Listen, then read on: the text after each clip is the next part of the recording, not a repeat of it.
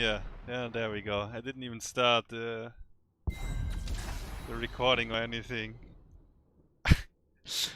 Wait, what do we have? WildHeart Diamond Hands. Yeah. Sky Temple. Okay, best of 5, by the way. I'm gonna chill a bit today, though, guys. You know, tournament is draining, and losing is even more draining.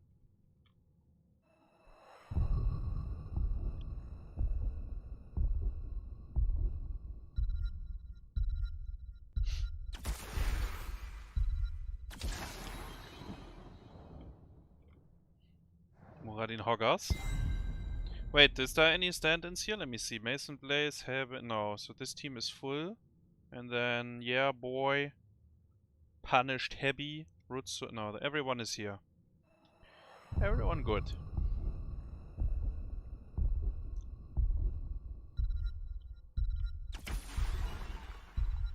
I mean, if Copen wants to join, we can set up a call. Yeah, I don't know if he wants to though.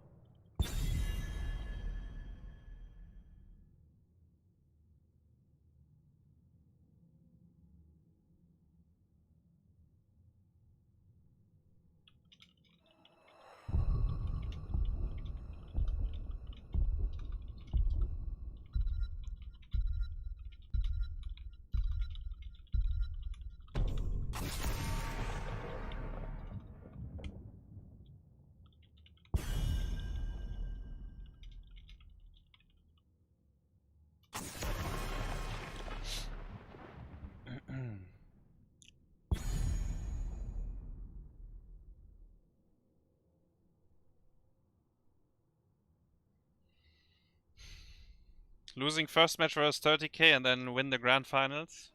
I mean, yeah. I mean, they have a 1-0 lead now, right, in the grand final. So they, you know, it's big. Like winning the winner bracket final, it makes it easier in the grand final. You can usually make the argument though, the team that lost, let's say everyone is equally good, right? You can usually make the argument that the team that lost learns a bit more from the losses. But yeah, obviously they have a 1-0 lead from the winner bracket advantage. I mean it, and I'm telling you guys, like WildHeart and Diamond, you saw how close it was for us yesterday, right? We already struggled versus WildHeart. So there's no walk in the park in the playoffs here, guys. Like all these teams are very strong. Yo, these guys, they are drafting the same heroes, no? Isn't that exactly what WildHeart had against us yesterday? They got we banned Diablo every game, but I think like the Rhaegar Thrall Savant, I think that's exactly what they had against us. They got the Diablo though, like we banned it against them every game, I think. And we see a Rutzou special, the double support draft. Uther, wait, they have Uther, Muradin and Monk, okay. It looks a bit wonky, but...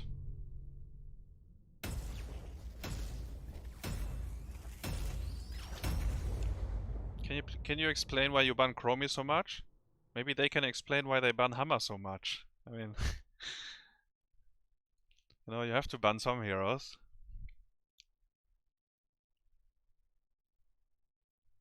Sylvanas every game? Yeah. Sylvanas is pretty high prio.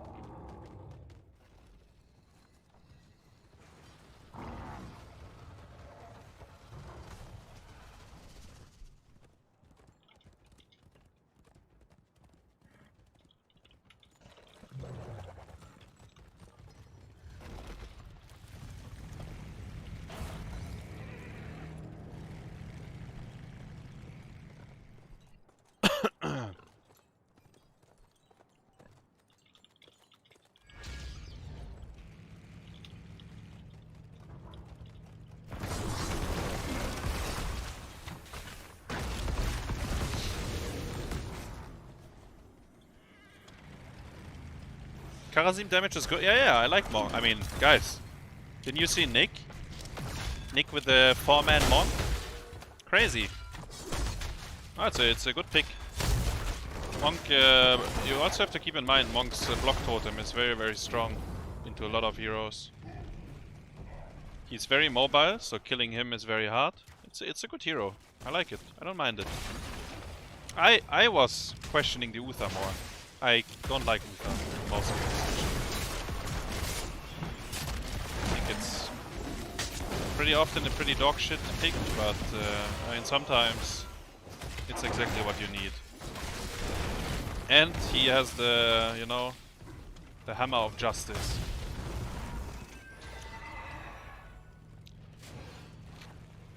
His fists are legendary, but not for clearing waves. Yeah, that is correct. Yeah. And the Uther doesn't help with that either, right? Greymane is good, and Hogger are good. These two have good PvE. The other three heroes have basically none PvE at all.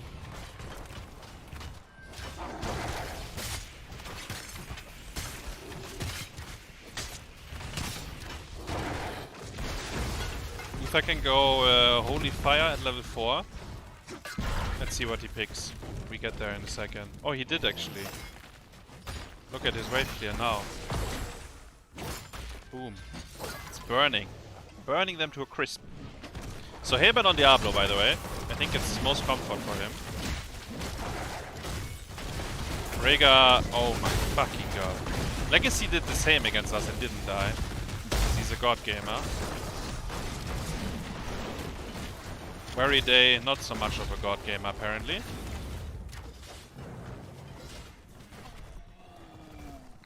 Biting in, dying.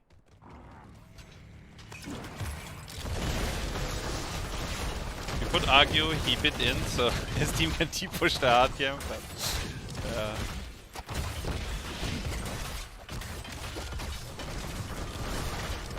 the big rotation.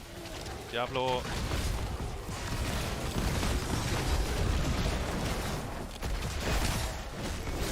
Monk's Q got interrupted, we saw that there.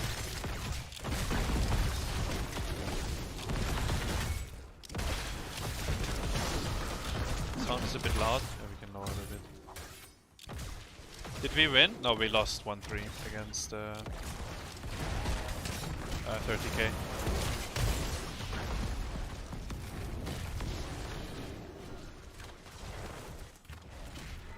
Oh, Thrall went block on level 4, guys. The wolf with the block charges. What else do we have? Block totem. Oh, looks kinda normal.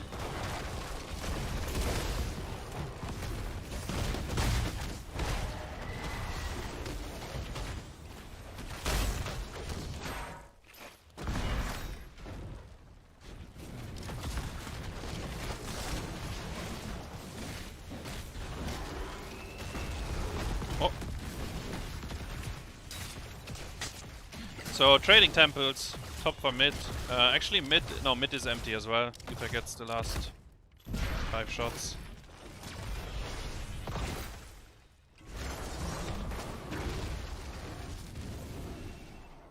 Level 7 for both teams, or basically level 8.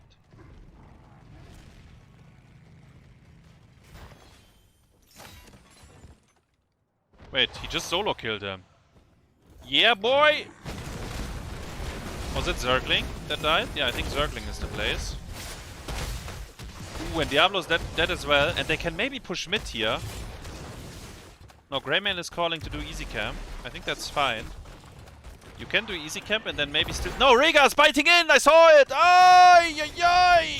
I think he bit on the minimap. I swear I saw it on the minimap biting. Like he lunged forward.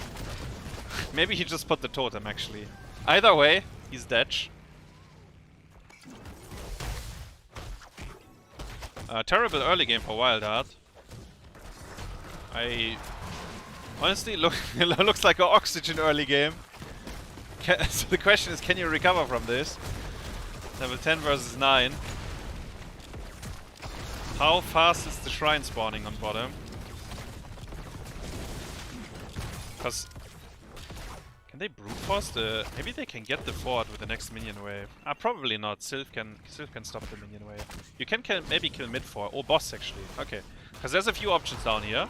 Rayman doesn't have W, at least it's not active right now. So boss is... From...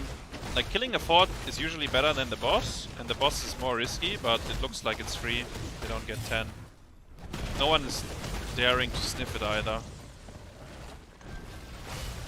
If you're very close to 10 and you start scouting the boss, you can maybe make the decision to contest, because the opponents lose HP and use cooldowns, but...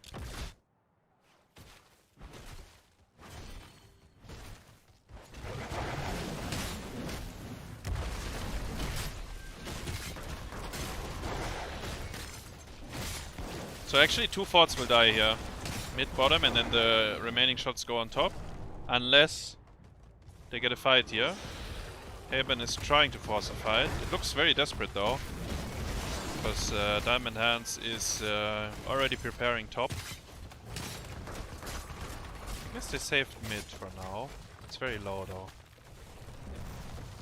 It's very low though.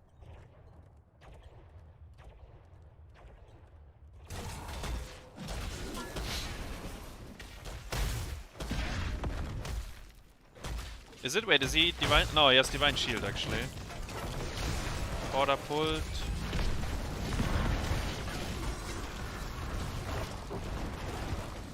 Nice. Kill. It's gonna matter very little though, but it's better than nothing. WildHeart, they need to fight basically to come back. They can kill top fort now with Sylvanas. They did lose mid by the way. After all, but... still a full level down, 13 versus 12.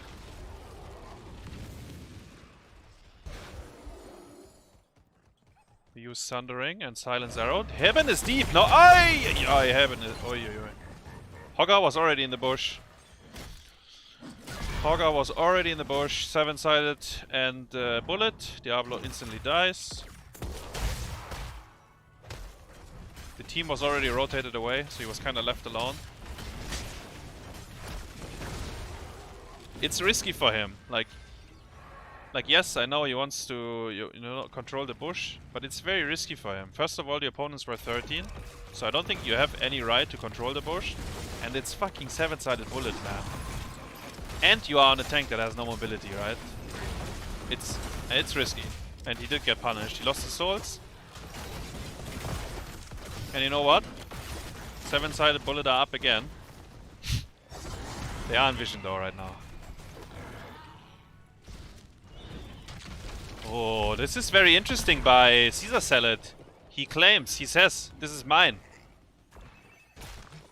And Zergling gave it willingly right away when he saw him jumping over. It's a decision you have to make very quick, because the longer you stay, like...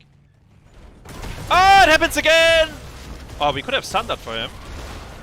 Now we sunder, a bit late, but is it still good enough? No. What I want to say, like, the longer you stand on the point, right? And let's say it's like Blaze Muradin in that case, and by the way, WildHeart is gonna lose every single player here. 2, maybe 3. I think he might die as well, Zergling that is. Yeah, it's gonna go down. 2 people to tell the tale of an incident in mid lane. So if Muradin and Blaze are on the spot there, right? They can never kill each other. I mean, they can, but it's gonna take 5 minutes. So you have to assess very quickly.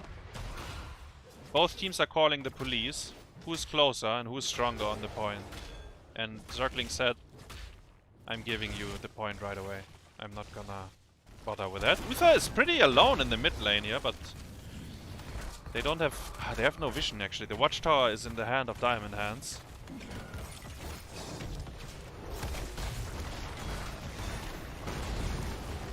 Hogger spins out before he gets Diablo grabbed. Maybe QE would have been better here, I don't know. If they... I don't know if you can... you probably can't kill him actually.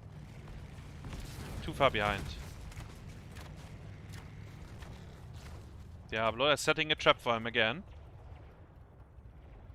2 people in the bush, the other 2 right between. So they can go on either side, and they saw the Hogger. I think. You don't even want to go into that push right now, right? You are 2 levels down. I mean, you try to stop the bleeding as much as you can. You just need to get to 16, and you need to get a team fight if you're WildHeart. And then you need to win the team fight, right? That is the next issue, actually.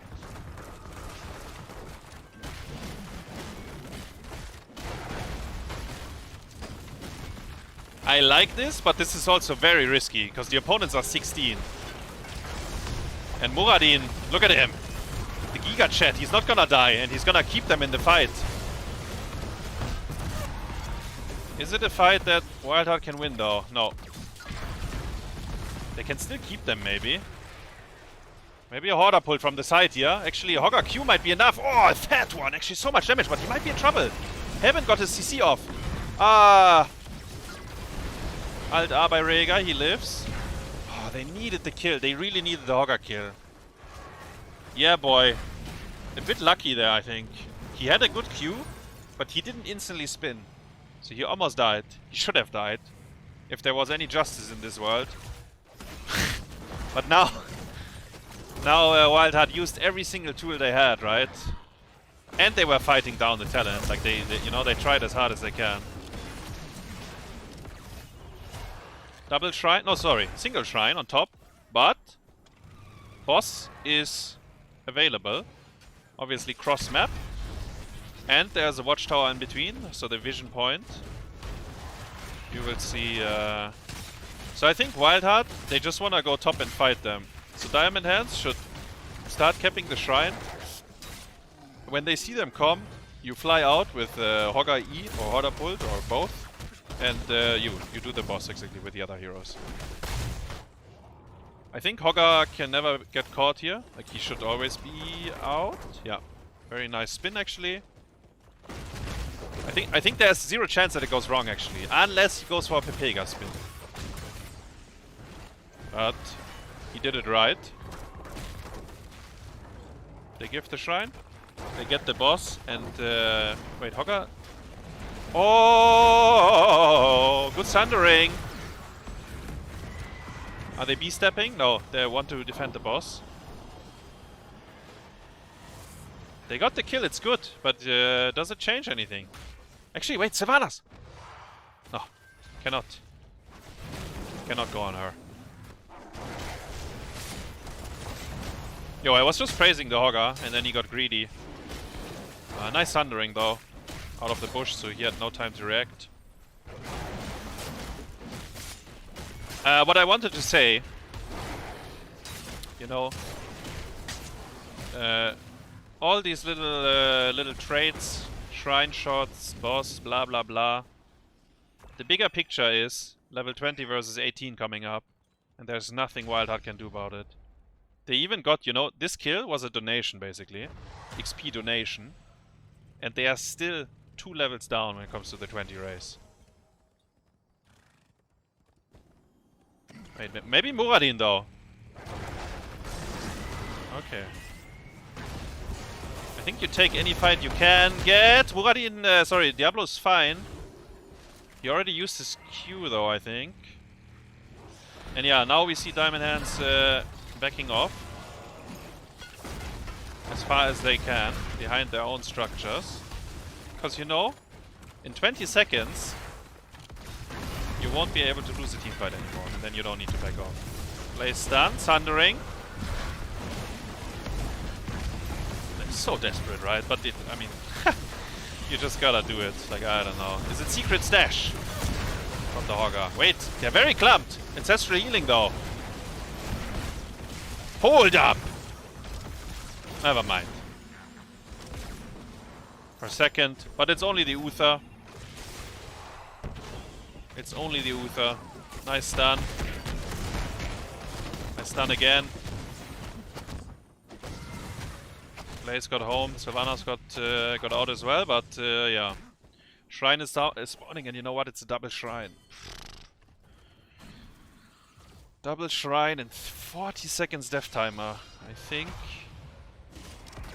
So they are not dead. WildHeart will actually survive. Do they? I think they survive. I think their core survives. It's not much, but they're looking. Savannah's got out. I mean, she just walked. Muradin tried to hit her. Still 20 seconds for Thrall. Savannah's just used blinked out. Muradin is in range though. He can maybe go for her. Never mind. Blaze is the target bunker. Remain unstoppable by Monk. There's 2 more unstoppables, by the way. And I think Uther probably skills some. You have infinite, infinite glances. So the core is alive, as I said. It's not pretty, but we didn't lose the game yet. I'd say, actually, it's 98% or something. Diamond Hands has. They need to fuck up really hard actually to lose this game. It is possible though. For all the people that are playing a lot of Storm League, even a 4v5, we should take it. WildHeart should take this fight with all they can, you know? As big chest, pumping. Hey, there we go. Muradin got caught in the air. Is it good enough though? He is actually dead. Oh my god. And I just wanted to say, we all know the Storm League games.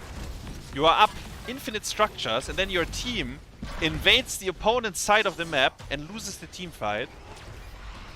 And maybe loses the game because of it. Hogger with a fantastic spin again. Gets Diablo charged, but the Monk cleanses. Oh, and they only, again, no justice. Only a single guy died. There is no fucking justice in this world. I'm telling you, man. They fucking like, yes, it's a 4v5. But the opponents have nothing to lose, right? Like, WildHeart, if they will, I mean, they will fight with everything they have. And the 4v5, there's ancestral healing, right? Ah, only 1 kill though. Only the Muradin. So it's still, I think it's still 98% checkmate, guys. Boss, oh my god, boss is up as well. Maybe WildHeart has to rush the boss and then run to the shrines. Oh, it's so bad, but you have to. 18 seconds. Do you even have enough time now to get to top side? Someone has to go top already. 12, 10, 9, 8, 7, 6. Hogger is already positioned. Someone has to keep walking. You need to get to top shrine. No, no, no, don't get baited. You need to get to top shrine. Someone has to people walk. Ah, Blaze is going. Is he... Oh my god. And why is Greymane? Greymane needs to go core. Come on, guys. We can solve the puzzle here. There we go. It took us a bit longer, but we are trying. Our Hogger is actually dying on top. Greymane is... Look at him. He's look at the Rutzou. He got shit. Wait. Is this throwable? Because they didn't play it very clean. I called 98%, and you know what? It's actually 110%. Even if you don't do it clean, it's good enough. GG. 1-0. 1-0. I think Monk and Greymane should already be closer to the opponent's core. But they looked for one shot, right? They looked for one shot on Diablo. Did he have souls though? Like, let's say you kill him there. Does he respawn? I didn't see. Did they kill him and he respawned? I don't know. I think they didn't kill him because the ancestral was used. I think it's better if you set up for core though. But I mean, in the end, I think you are so far ahead that there's a lot of outcomes that are very good for Diamond Hands in that moment. WildHeart was like running out of steam, right? The early game was bad, the mid game wasn't that good either, and the late game, I mean, you don't get any options to fight anymore. The few opportunities they got like 1 kill. 1 kill when you are down 3 keeps, not good enough, you need more. Maybe a bit unlucky, they should have probably gotten 2 kills at times, but it's very, very rough actually, once you're that far behind on Sky Temple. It's the map that is, like, the team that is ahead, and if they know what they are doing, I think it's the only map where you can always win from that position, if you do it right. It's very, very hard to for the opponents to solve it, Because there's too many things that there's too many things to do. You don't have enough characters on the map actually. You need to occupy both shrines, you need to kill your opponents, you need to defend your core because they are running at it, and sometimes you also have to keep an eye on boss. Obviously they did the boss because they knew that this is gonna be another problem. But yeah. There goes the first map. Why was Hebi punished? I don't know why they use Smurf accounts. But yeah, I don't think this is Hebi's main account.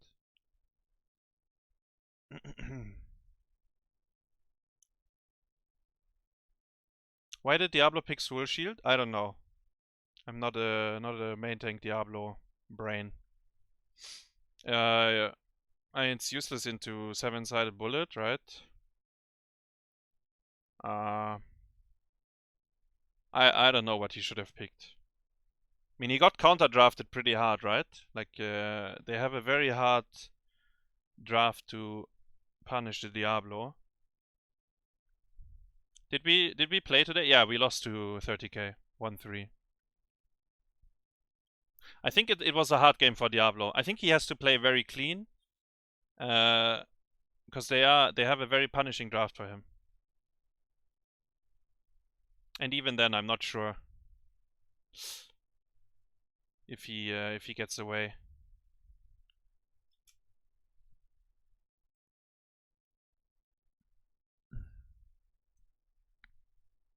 Actually, I will run to the bathroom, guys. Be right back.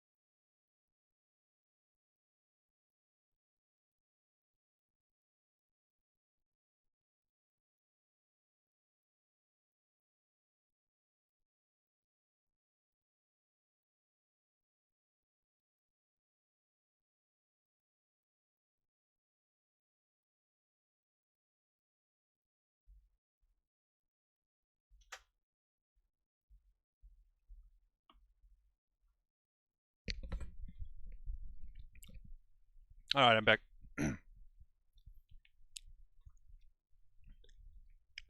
I got myself a little cookie as well.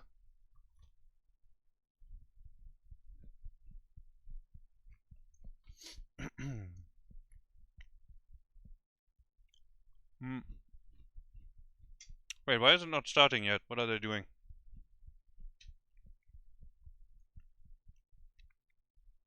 Let's have a look. Sorry. Where is it? Grubby? Oh! The second I'm wondering what they are up to.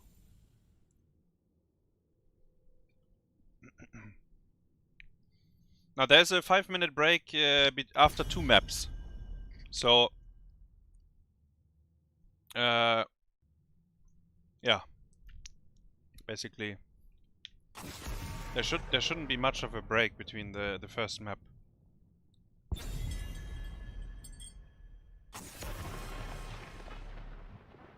But of course, I mean, there's always a little bit of analysis they are doing, right? There's 10 players, maybe one of them fell off the chair. You never know. Like, there's always a few things that can happen. But there shouldn't be a longer break.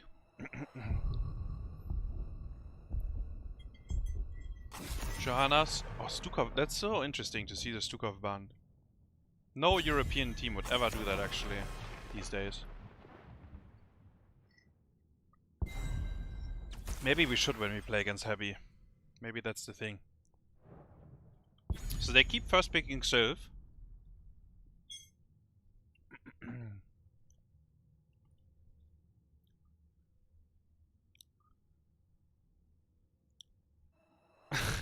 Open. Trolling the viewers. I mean, there was actually, yeah, I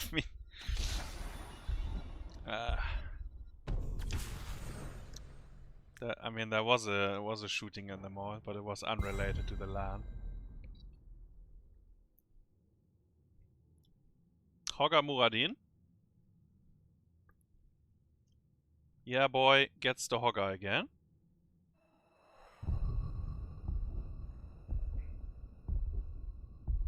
Are they picking Diablo again now, right? It is a bit tempting, I think. Anubarak, okay. They steal his Muradin. I think HaeBin, he looked like, you know, he has like around 200 ping or a bit more, a bit less, I don't know exactly, but I think his Muradin looked pretty solid. I think his Anubarak actually looked very shaky on ping. And cæsarsalad is stealing it, the Muradonga. They did give him the Diablo, but they did counterdraft him pretty hard. Zagara ban. This is interesting. Like, we saw WildHeart playing some Zagara throughout the season. This might be a read. Maybe they played some scrims, so they know something that we didn't, because we would there's no way we would touch the Zagara there. I don't think we would be scared of it either, though. Kinda like the Monk ban.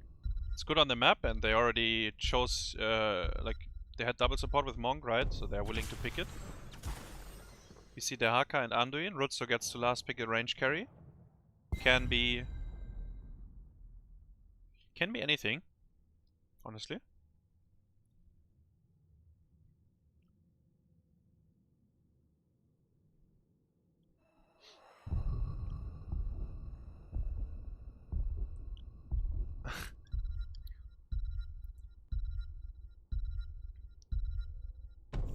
MasonBlaze. Yo, that's the Nick. The Tyrael. 4-man Tyrael, actually. And Uther. Why did we pick Uther? There's a lot of supports. Wait, all the supports are banned. Yo, Deckard Kane, though. Wasn't he maybe better? I wonder. Maybe not. Maybe Deckard gets killed by the Haka Muradin Hogger. Uther doesn't care. Tracer.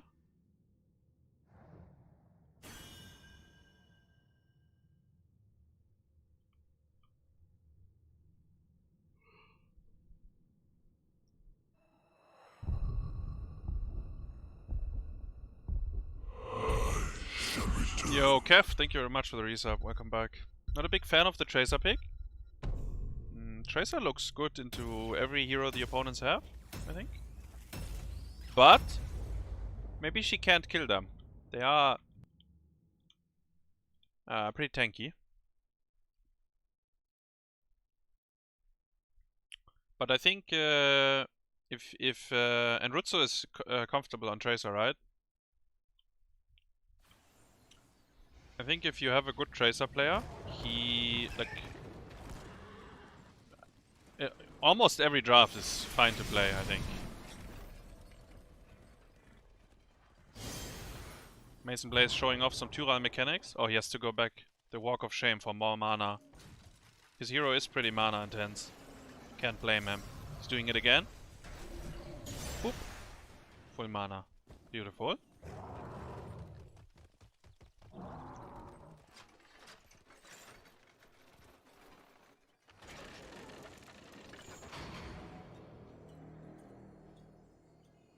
So we have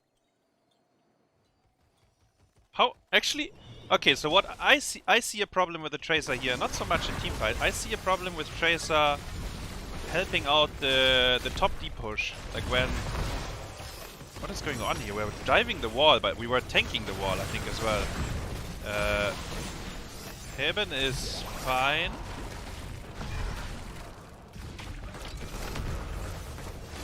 Yo, Aram and mid, guys. 5v5. Who dies first? Everyone 1 HP. Lick. The guy is full HP, though. It's Uther. So what I wanted to say. So you're gonna take the hard camp, yeah? And then you push with Sylvanas. And you usually have to reinforce the lane. Tracer sucks big time reinforcing the lane. So I guess you send one of the other melees. That's what I'm thinking. That is problematic.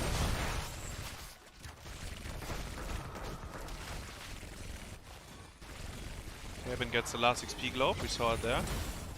Hogger spinning out of control.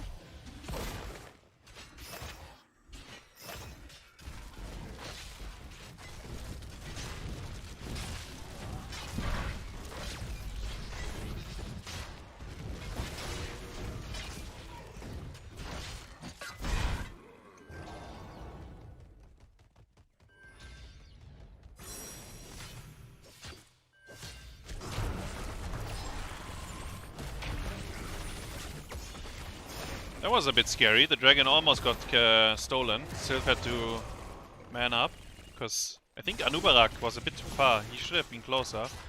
And it looks like they can't push top.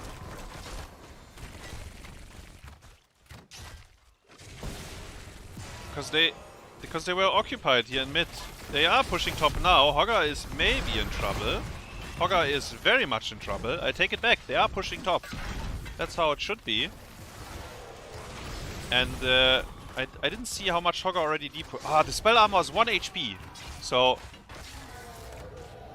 they almost dealt with it, but obviously still have to stun. Wait, he's dead, no? Oh, HaeBin on Anubarak. Clean, I like it. And look, now Tracer has to fucking deep push. With the, like, she has to auto-attack the hard camp from start to finish. Feels very bad. You lost the whole wall. To be fair, 2 people died on top. That's why you lose the wall. I think they can actually stop the bleeding. They were in a position to do that. But, very nice by HaeBin there. Realizing that you have 3 stuns, right? That's what the Uther is good for. Like the Muradin, there was 3 stuns after the engage. To follow up on him. Mid dragon is stolen. For diamond hand. Everyone based. They left. Well, sometimes I think you can call to give the dragon. I felt like that wasn't fully planned or what happened here. Like everyone ran to refresh, right? And then Tyrael couldn't take bottom and Anubarak couldn't step up in mid. Oh, Uther gets kicked! Oh, WearyDay! The biting incident. Actually, I don't know what happened to him. He's fine, guys, he's fine. He was just scouting a bit. Scouting what's happening on the other side. Anubarak is dead, because he's gonna get wonked into the wall. The dragon didn't do anything though, it killed 1 tower. They got a kill. And they equalized the experience. They're still very slightly behind, sorry, but I think there is a wave they haven't caught yet. Sylvanas use E. Uther makes sure she stays alive though. I spin. I hog spin. Oh, isn't he insane? Tyrael is here. Who else is here? Anubarak still. Wait, it's a 5v5. Tyrael is good on the spot when he blows up, guys. Oh, they walked off the point and now the spell armor. Is it still fightable? Anduin is dead. Wait, Hogger is Omega dead. And that's with losing the hard cam, giving a globe and the spell armor. I guess nothing mattered. Tyrael didn't even need to explode. Tyrael OP, guys, in the 4-man. It actually is OP. It is known. Look at him, MasonBlaze. Getting the globe.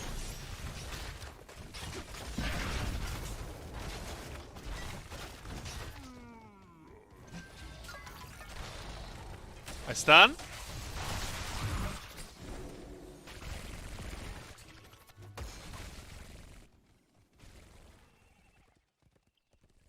It's a top wave. Blaze has to catch it. Level 10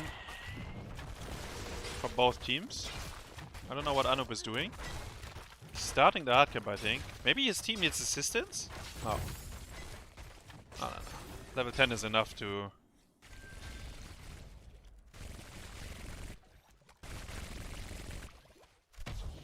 Level 10 was enough for them not to scout anything aggressive.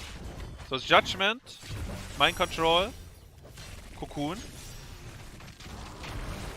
Nice sidestep, MasonBlaze. Anduin is deep! Anduin is very deep! In fact, he's on the left side of the... Okay, is he he's fine, he's fine.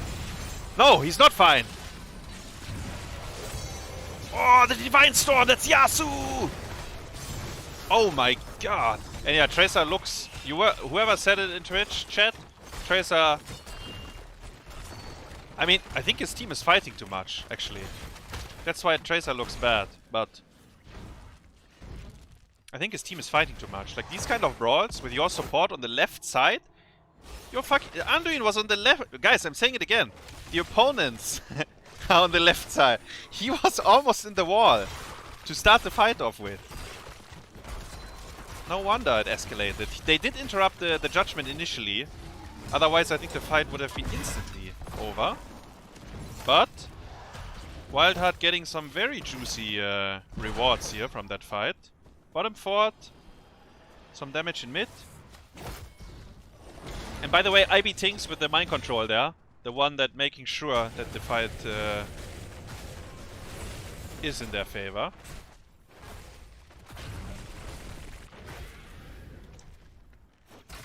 Cocoon on Hogger. It was all the way cross map. Anduin is here though.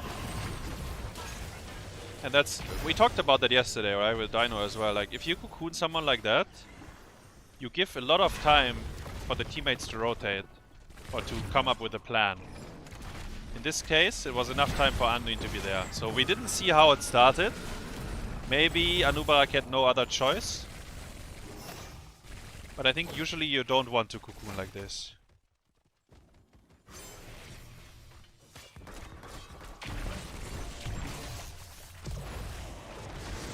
And sometimes, if you cocoon like this, the Anubarak team could make the call. We ignore the cocoon. Wait, they found Muradin! Ah! What is he doing here? Is he fine? Yeah, he's absolutely fine, guys. Back to the fountain. Wanking. I mean, oh no, ibtingz missed his E. Oh no! Okay. Thank God he didn't skill double E, right? Just kidding. What I wanted to say, sometimes when you cocoon like that, you can, like if you're the Anubarak team, you can call to go on the first target that you see walking up, right? So, I don't know. In this case it was impossible, because they came from the fort. You would, I mean, you don't want to dive the fort there, right?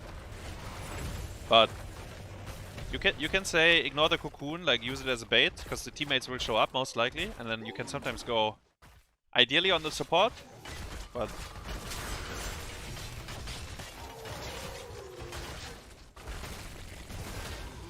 he might not be the first one to arrive. Blaze catching top. WildHeart looking pretty decent here. Mind control missed on the Anduin. He still ease in. Actually, very aggressive play there by ibtingz. And it was... Oh, this is so good. The cocoon on Tracer. Oh, this was a beautiful fight by them. Oi, oi, oi. Oi, oi, oi. WildHeart. Yo, that was really... That was POC. Judgment. The mind control missed. He still followed up.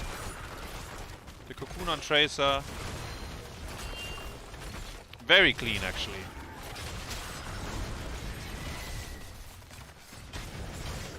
That was very clean.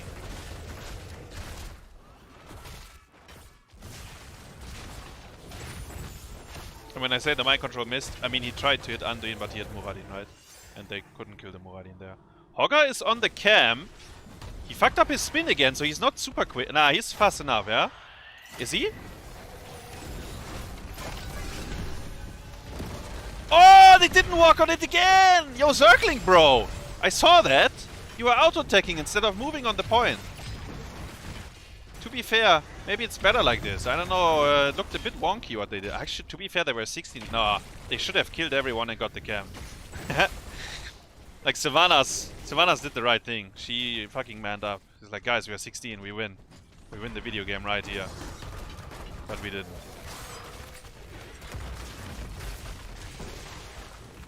You get all forts though. The Haka is getting some value in return on bottom. At least is he even getting the fort? It looks like a struggle on bot lane as well.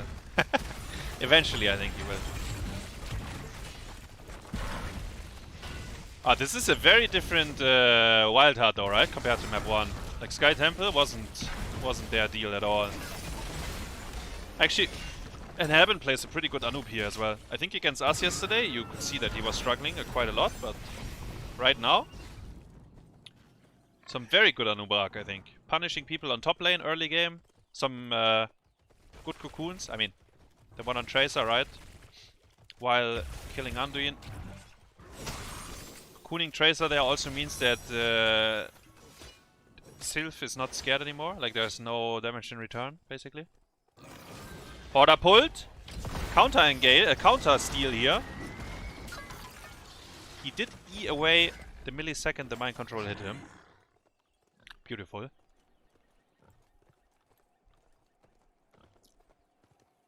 Yeah, so in hindsight, I mean, I think they were fighting too much, Diamond Hands. That's why the Tracer looked so bad as well. But maybe they needed a backline that has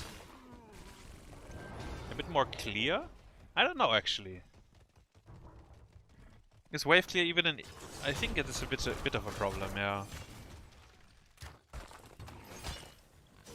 Honestly, just snowballed against them, right? And they didn't win a single fight yet. Did they, wait. Did they ever have a 5v5? Does anyone remember? Did we have a 5v5 this game yet? Or is it all pick-offs? I feel like everything was pick-offs, no? Didn't really have a real fight yet. Like Diamond Hands is just getting caught on CD. Right? Ah, the camp? Yeah, I mean, is that a real fight? Like when people Pepega on the camp? I mean, I guess it is kind of a 5v5. You're right, actually. I mean, you are, yeah, that was true. Everyone showed up for that one. We see on the right side here, 2v5 to start the fight off. Mind control this time missed. The Divine Storm! He pulled him out though. He's 1 HP! Hogger is 1! There we go, he goes down. Anduin is gonna die to Tyrael, I think, maybe. On the next Q. There we go. Tyrael says I want Tracer. Someone else kills the Anduin instead. I guess this was a 5v5 as well. And now we can say it's very rough for Diamond Hands. They... Yeah, maybe the Tracer was bad after all. I feel like they had to play the early a bit different with it, but yeah, I mean, once that was done, maybe there was no comeback anymore. Tyrael 4-man though, it's fucking... guys, it's very strong. And was it last pick? I didn't see it. No, he last picked Tracer, right? Because I think the Tyrael shield helps big time versus Tracer as well. And he outtrades her. I mean, he outtrades every range carry. That's why you draft him, kind of, but... makes your life very miserable. Anubarak takes the bomb. Says, thank you. 15-minute Dragon Knight. WildHeart 20 versus 18. They don't feel they can end yet. They go on to mid-keep instead. Next mind control in 5 seconds.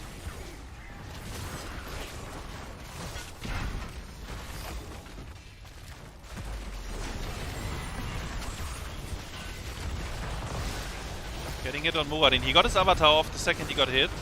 The Dragon Knight will die. I think we continue to fight though, no? If we are WildHeart. Ooh.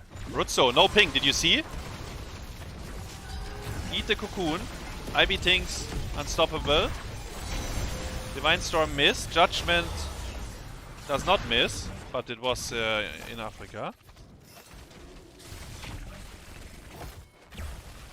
Okay, so they really tried to continue to fight, and I think it was the right idea.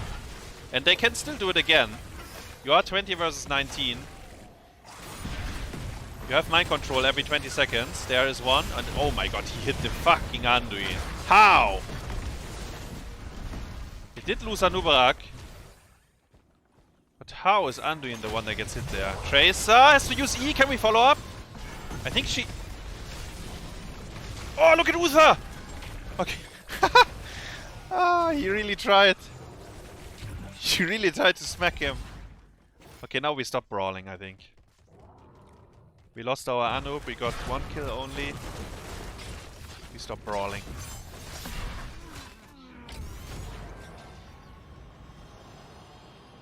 How did we hit the Anduin though with my control? He must, I mean, he was probably like way too far forward, right?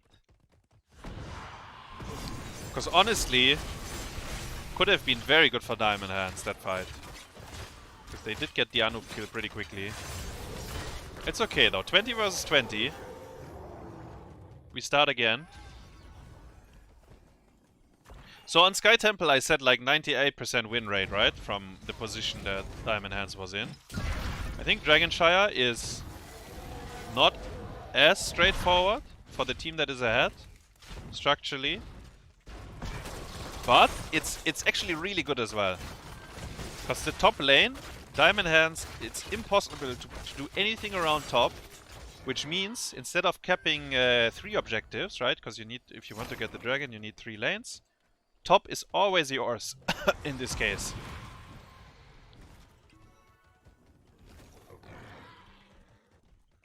And if Diamond Hands wants to get top, they kinda need to go together. Or win a fight and then, you know, sneak up. But speaking about sneaking up, the Aka caught in the triangle. I have no idea what happened there, but he is dead. Anduin, Alt R, so he lives. What are we? What is this fight? It looks very chaotic. Everyone is hitting different targets. Tyrael is wanking on Anduin here. Look at him.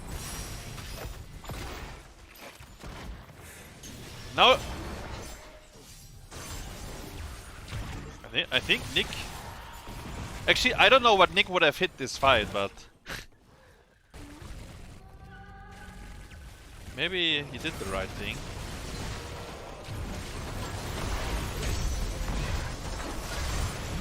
Savannah's died. Tracer got the kill, actually. The loot horde was insane, by the way, by Yeah Boy. Basically force walling... Oh my god. Are they losing here? No, they got the dragon. But the dragon can't end. Wait, should you park it at home? How much time do you have? 120? Ah, maybe you should park it at home. Ah, it's too late now. No, he lost 30% HP already. Maybe you have... Ah, nah, actually 45 seconds. I don't know. I think if you park it at home... Ah, I guess you don't... it's like worst timing ever. I guess you... it was a... I mean, you take it so the opponent doesn't get it. This feels really bad though, because this Dragon Knight is win condition, right? And now it's not. And we just lost the team fight. So maybe WildHeart is gonna feel the pressure now. So let's see, if we had parked the Dragon Knight, not lose any HP, right? In mid gate. So Sylph respawn now, 40 seconds, and then the Blaze is 8 seconds later. So you would have had 30 seconds to walk up. Maybe actually, maybe it would have been fine. Oh no, no, we need to stop inting. Kek, wait, guys. Kek, wait. He's respawning though. We had to stop inting though. for a moment there. Dragon Knight is gonna time out. Boom.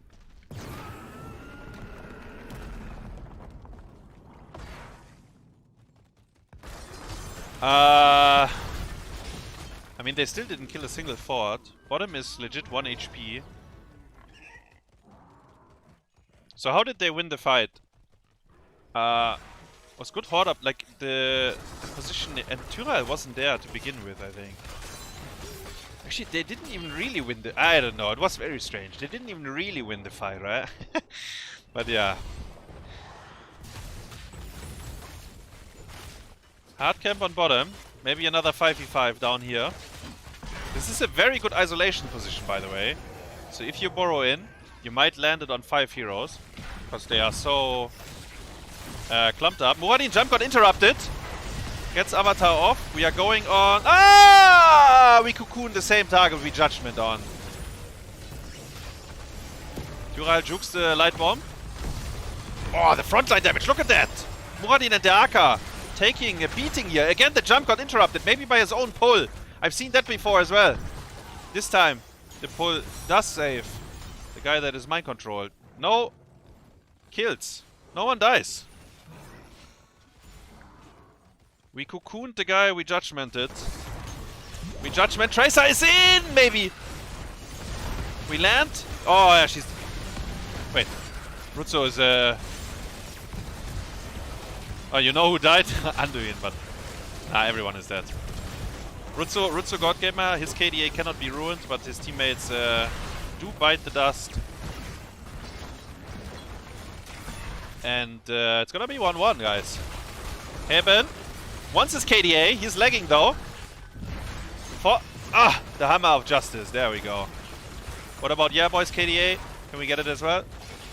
Spinning. Oh no. The core killed the beetle. Okay. No KDAs. Let's hit the core so we don't throw.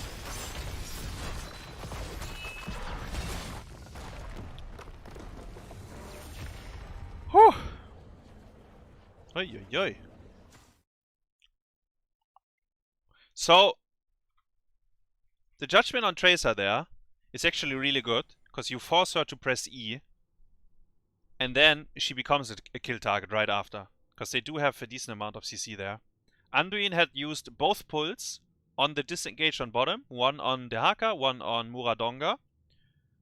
Yeah. And, I mean, WildHeart was in a very, very good position, right, to end the game, or to find a good fight, let's put it like that. They were very far ahead structurally. You have vision everywhere, basically, when you're that far ahead. To do. They had the early game to just allow Tyrael, MasonBlaze playing that, to be able to just collect as many globes as possible through the mid and bot, and then having Sylvanas just group up and push in the top with the Knights. The Tracer so much looked pressure that Diamond Hand's composition can't like really deal with. They have the double the double offlaner composition where they have a Dehaka and they have a Hogger, but the Tracer and we fucked up is top no as well, at all. So those three are really struggling to deal with a Sylvanas empowered Knight push in the top lane, and that whole time you have MasonBlaze just catching waves everywhere else, collecting all the globes, and we saw how much value he got on that Tyrael pick in the late game. Guys, we struggled to defend the Knight push though, because we died, right? I mean, I said they will struggle anyways, but they died like worst case, right? They died right before the hard camp was at their wall, and then they died again. 2 people actually died. Your not going to win the fight just off the bat if you're not the aggressors. If you're so the team running away, they made it a lot worse. So Anduin is, I mean, I don't know. This fight was so weird. You really lose a fight when you have an Anduin. And the judgments were just constant, especially. Yeah, he just said it as well. You really lose the fight if you Anduin is that deep. Diamond Hands doesn't have any easy way to start fights, whereas WildHeart in the late game had the judgment. They had the WearyDay. He did bite in on Rhaegar, right? On map 1. Insta game over, but on this one here, 4-man D-Storm. It's enormous. There's so much CC and damage coming up from WildHeart. I'd say MasonBlaze is my MVP alongside WearyDay on the Uther. He had maybe one moment where he got picked uncharacteristically.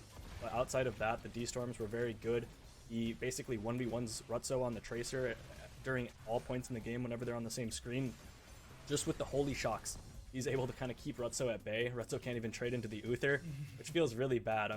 I'm really not been a fan of the Tracer picks we've seen, but one thing that is concerning for WildHeart is that even with an advantage in the late game, they still have moments like this where they manage to end up potentially throwing a game-winning play in a disadvantaged situation. This should be a 5v4. This shouldn't be a fight where Diamond Hands has any business winning. Yeah, that's what I said as well, right? How did they even? how did this fight even escalate? But like, honestly, the Hogger had a very big one there. All that does is buy time. And Turai wasn't there to begin with. To end the game. Like, they have a much easier time to look for picks late game with the Judgment, with the Mind Control upgrade. You can just permanently look for picks, just fish for them, and they're very easy. But WildHeart now is starting to have kind of a running trend of not being able to close out the games when they're ahead. There's a point in this game where they're level 18 to 16, where we've seen from 30k, when they're up 18 to 16, they're vibing. It doesn't even look remotely close. It doesn't feel like there's any point for teams to get back into the game. Diamond Hands had a real chance to get back into the game here once it hit level 20. 30k is very strong, so I'm a little concerned about WildHeart being I don't able think to have you can the compare to it that easily. that But momentum he is right. It feels like they still kind of panic into the late game. They kind of get nervous. WildHeart is struggling a little bit in these moments. And it could also be the language barrier, right? Like one of your players, HaeBin in that case, is I mean, yeah, just struggling understanding probably. Like, or maybe he has like a different idea as well, but he cannot tell them, right? Because like his English is not good enough to, I think, to form like the game plans. Now we do have a 5-minute break though. Right? Prize pool, and I want to also let you all know that the prize pool 100% will be going to. Does anyone pick ETC? ETC is not very high contested these days. In fact, if he gets picked, he usually gets killed pretty much on cooldown. I don't know. I think he struggles in the meta. And you know what? The meta won't really change in that sense, so we probably don't really get to see him anymore. Like, I think sometimes there might be like niche scenarios, but it's very, very rare. Like I remember Breeze on ETC, like on Tomb of the Spider Queen, in maybe, was it X Cup or Masters Clash? I don't know, but it was, I don't know, he ended the game with like 8 deaths or something, right? Like, I think it's very hard to be ETC these days. So yeah, there is a 5-minute break. Sorry. And then we go into map number 3. It's actually 1-1. So yesterday I said Diamond Hands will win 3-2. That's what I said. That was my prediction yesterday. Seeing after the first game, I would have said, okay, Diamond Hands wins 3-0. But Sky Temple is very much one of a kind. Like, Sky Temple is a very unique map. Sky Temple, yeah, it's a very unique map. Things can go very much wrong, and then it's unwinnable. If everything feels bad, you don't want to play. After seeing Dragonshire, I mean, they looked fine on Dragonshire. I think the Tural 4-man is something that's gonna be contested now. Diamond Hands will learn the lesson. Also, do we care about Sylvanas? That is, I think, something they should ask themselves as well. Because WildHeart will continue to first pick it every time, or in 1-2. That's what they did against us as well. They pick Sylvanas on by default every time they see it. So it's a very high contested pick for them, at least. So that's the two questions: the Tural 4-man and the Sylph, I think.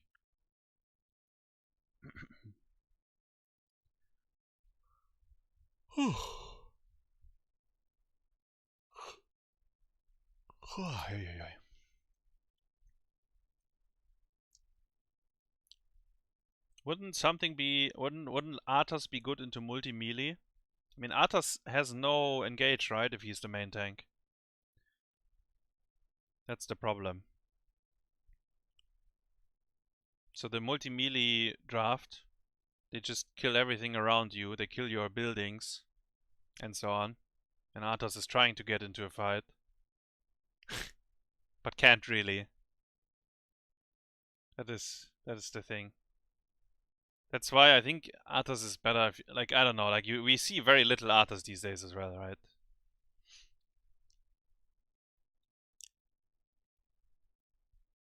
I don't think Junkrat was banned in. Actually, wait, we did ban him, right? Or maybe they banned him. No, they banned Lucio Hammer against us every game.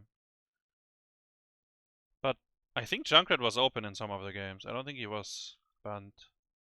I mean, if you guys watched the Masters Clash playoffs, the tournament in Paris, you would get a feeling on what Junkrat is these days in competitive meta, right? Like, he already fell out of favor in Paris. And honestly, here in CCL, I mean, I think he still gets banned a decent amount, but people definitely don't lock him as much anymore. I think yesterday there was 2 Junkrat games though, no? I played it one game. I played it against the Vikings, I think. I mean, that was a terrible game. And I think we played into him, but the game we played into him was free win as well. Because the Junkrat doesn't do anything against the draft we had. But yeah, I mean, obviously in Storm League Junkrat is still very, very good. And in competitive he can be also very good, but you gotta be a bit more... I mean, you have to be a bit worried about certain picks, because you are a very good target for some of the Apex Predators out there.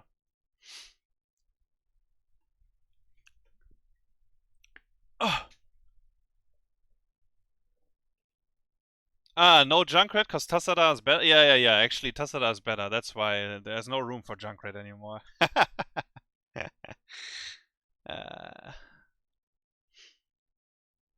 What about Sonya? I mean, she got nerfed, right? And then the other offlanes are just better. I think that's what it comes down to. Sonya can die. Most of the other offlanes can't. I think that's what it comes down to. Obviously, Sonya has more damage.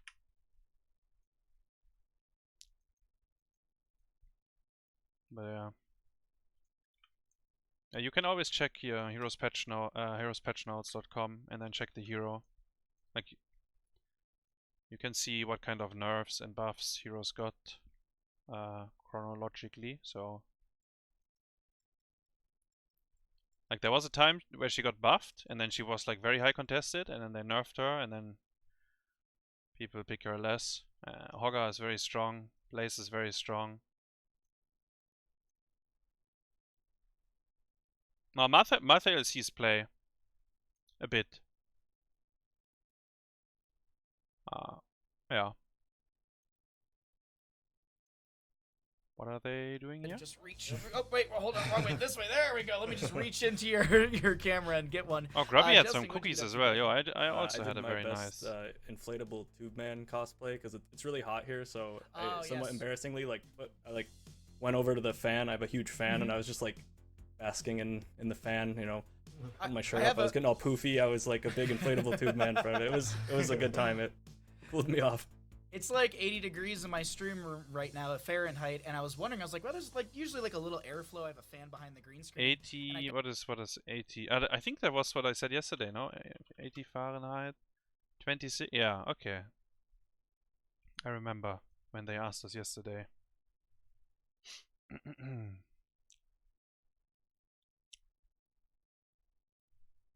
Yeah, so I think Irel,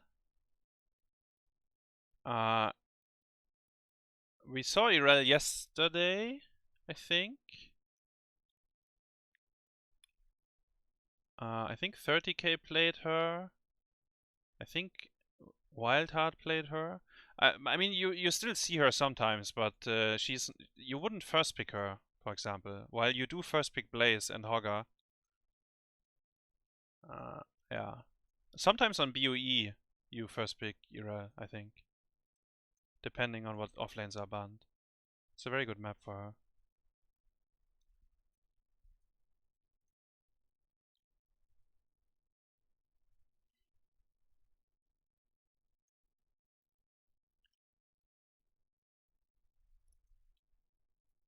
And if you are Wubby, you first pick Irel every map always still, I think. But I mean, yeah.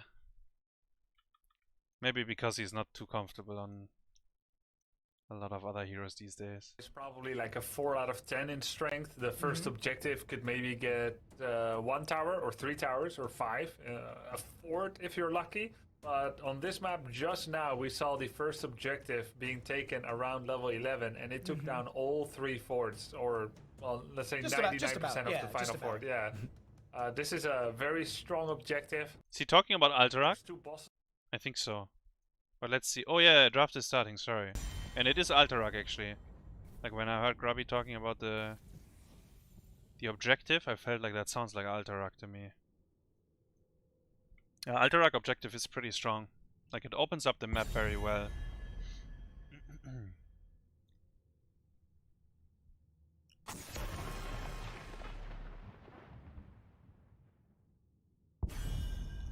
Lucio ban? Uther ban. Your WildHeart is... What is... Are they worried about the Uther Monk double support shenanigans again? I mean, maybe that's how Diamond Hands would draft. I don't know. I feel this is a very interesting ban. I don't know. There has to be like some kind of insight, I think. But I guess, I mean, Uther got picked both maps. Maybe they just ban all supports again, right? I don't know. There's the Hogger ban. Because you saw a lot of supports banned the last map.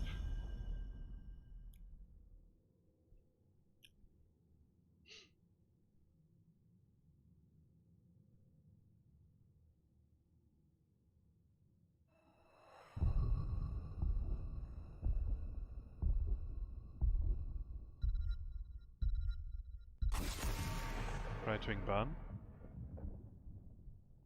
Alterac pass. Could first pick Blaze. Could first pick Sylvanas if you wanna stop WildHeart from having it. Of course, Johanna.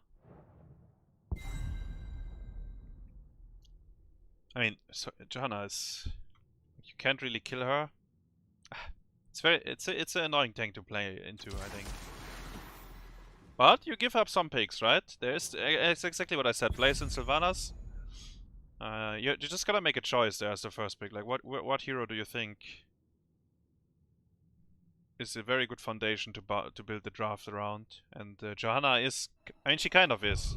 There's nothing that is really gonna punish her here, I think. She can blind Sylvanas. That helps. She has wave clear. Oh, and there's the Irel. Yo, we just talked about it. Look. There is Irel. And if we look at the bans, so one offlane was banned, right? The Hogger, which would be also very high contested. Blaze got picked away. And then we ended up with Irel. Could I have picked the Haka? I think the Haka is a bit weaker on this map. Most offlanes don't like it too much. Junkrat, by the way, gets 3rd banned, so no one wanted him up to this point. In fact, Stukov wasn't banned, right? So Hebi picked it. We will see if he's gonna be the difference maker here, because I think they always here respect banned is Stukov, no? Let's see. And I know that Rutzou is a big fan of having like some kind of double support when they have Stukov. So maybe Diamond Hands will draft into that anyways. In some way. Uther got banned. Like that would maybe be the most straightforward pairing for them.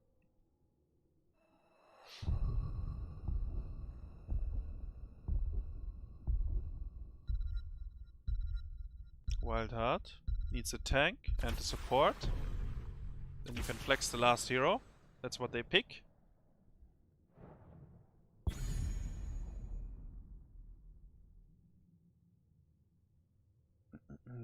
Anduin Anubarak. Anubarak very good on this map. See Anduin again. MasonBlaze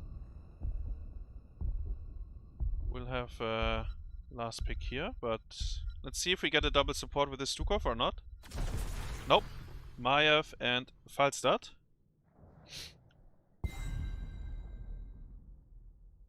Do I like that? I mean, Johanna, Stukov, Maiev, like these three together are good, like in fights, you know? Like pull, silence, pull, cage, like this, I don't know, like these kind of shit. That works pretty well. I really like the Genji pick, honestly. I think it's very good here. But let's see. Stukov has no cleanse. Johanna could go into Falling Sword. I feel like it's not as good though for them. Like that's the difference. Like when 30k, when they have like the Johanna drafts, the Falling Sword is gonna be, you can't do anything anymore. Checkmated. But I think in this game actually it's not that good. But you might have to, because Stukov can't. You know, there might be like a fucking light bomb flying in. Stukov can't stop it. But that's the thing with Stukov, right? When you pick him, like when you pick this Stukov like that, you know you don't have cleanse. So you need to win fights outside of that. And actually Falstad with a Gust is a very good tool to reset the fights. If Falstad gets hit by the light bomb though, together with Stukov, we are in big trouble. So you always ping your Falstad if that happens. Maybe he goes Salvation though, maybe he doesn't go Light Bomb. I'm talking about Light Bomb and then I see the Anduin. So united, together we stand, united, hold our hands. I don't know what he says, but you know. Making everyone unkillable.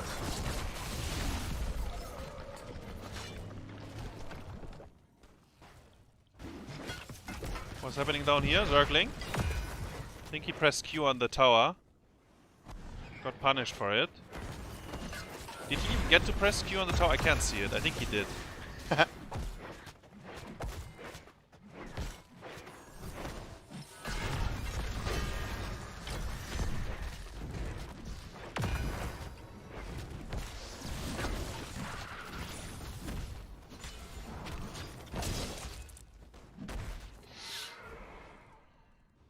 No, he should go light bomb for sure. I think this is a 100% light bomb game, but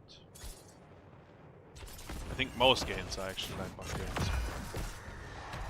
Stukov, by the way, Ballisto Spores, files that auto attack build.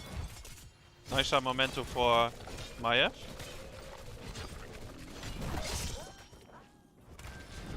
Both teams get the hyenas.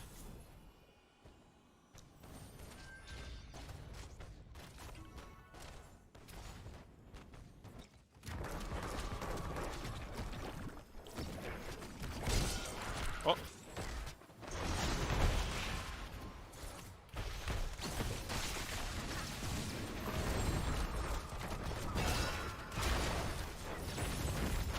Why are we 4v4 here? Why is no one pushing out top? For either team actually. I guess because we want to brawl and die.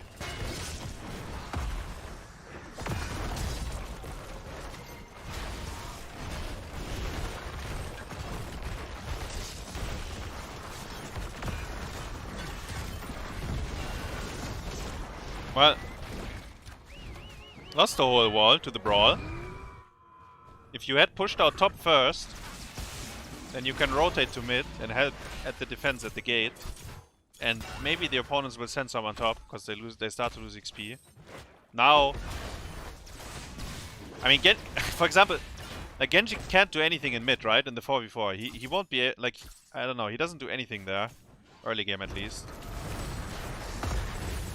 But yeah, they got punished for it. Lost the whole wall. And actually mid wall is very useful on this map.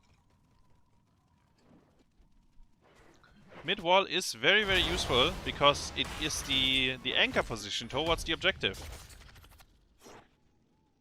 So once the wall is gone, it's already a bit harder. When the fort is gone, it's basically, I mean, then you don't have a anchor position anymore.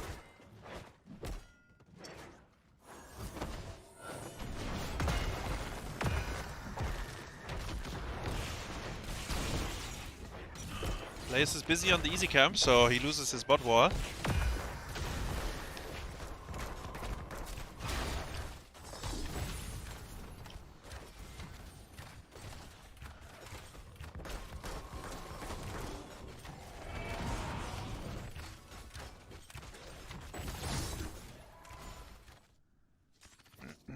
level 7.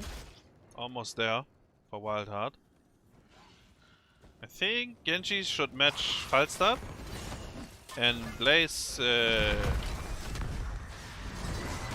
yeah, I think they should swap the lanes.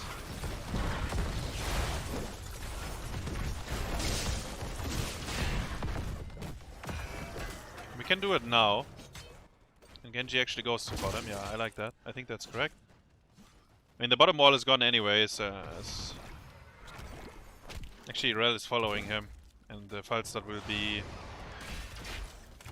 Actually, not sure what Falstad is doing. Clearing mid. It's fine, I guess. Anubarak did steal a few percentage. We see the timer has been started. 8 seconds for that matter.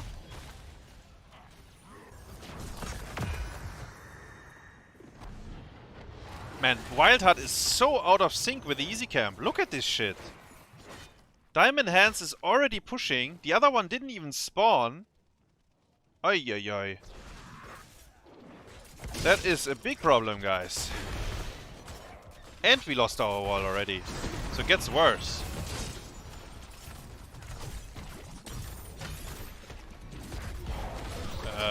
Okay.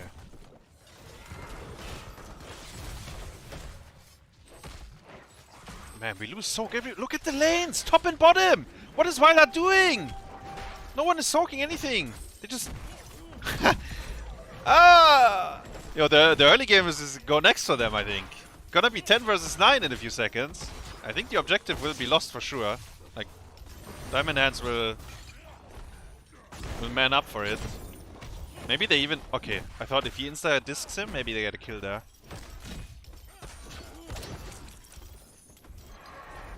Yeah, I mean... Okay. I mean... Yeah. They fucked up the early, right? And then this is what happens.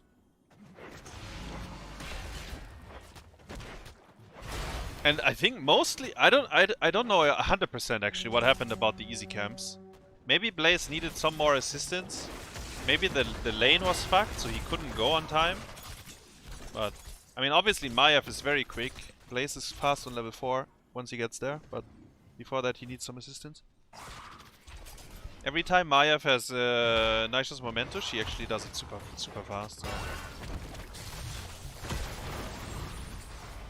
Cocoon on Stukov, Cocoon on Maiev. That was actually beautiful. Lovely. Both teams cocooning one, and then both just walk away. Genji is trying to defend top. His E got tethered back, so he had to extract out because he got scared. They managed to save all forts though, so WildHeart, I mean the forts are bleeding, but they managed to save all forts. And now, for the first time, they can maybe sync up the easy camps again. Keep in mind, last time, easy camp was already pushing, ours wasn't even spawned. Now, we can have it at the same time again. Pretty decent defense, actually. I think maybe Diamond Hands, maybe the split was I don't know. Maybe someone should have went to bottom, I think, and killed the fort together with Irel. I think that was maybe good. But they tried it on top, but it's fine, I think.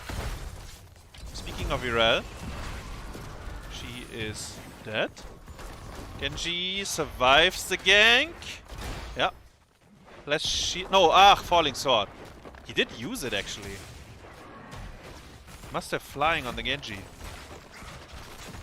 Let's see if falling sword is gonna be good here. Not totally sold on it. Falstad is flying here, okay. Catch the wave.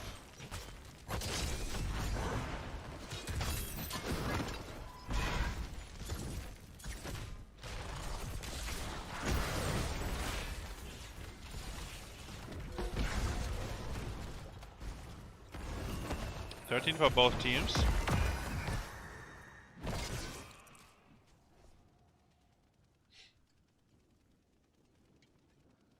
Oh, they saw Anub. Yeah. No blast though, so he's gonna be able to walk out. Oh, it happened again! Irel from the side. Falstad is cocooned. Wait, can we do anything with that? No. Actually... No, I don't know. No, they couldn't do anything with it. Blaze is on the easy cam.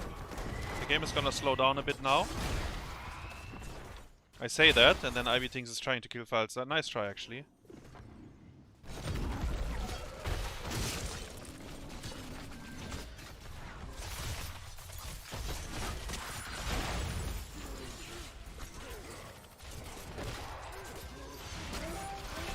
You had to auto-tick him, I think.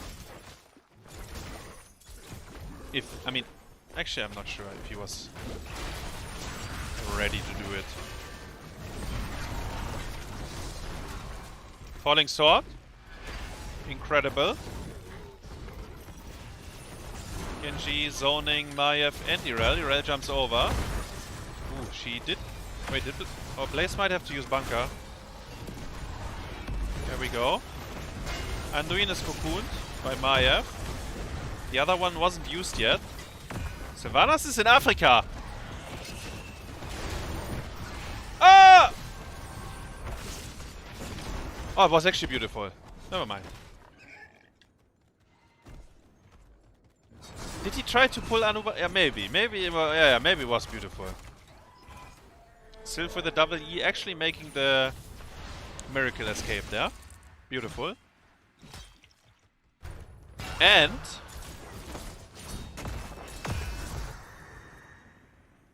WildHeart got the objective kind of for free, right? I mean, they didn't really. I mean, they were fighting for it, but not really. It wasn't like they were in danger. They got like gusted, like falling sword was used, gust was used, and, but nothing really threatened them. They cleared mid for free. Diamond has already cleared out mid. They will lose bottom. There's no question. Sylph used her trade. So they can still right click mid though if everyone shows bottom, because you have Anubarak with beetles. But they will only show the Irel. Yeah. I don't think we can do anything to Anub here. Can we? Oh, he gets pulled anyways.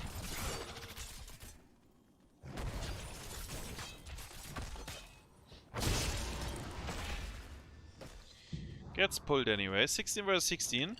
Shingun the boss. He's gonna do it in a second. Oi! Oi! Wait, he missed.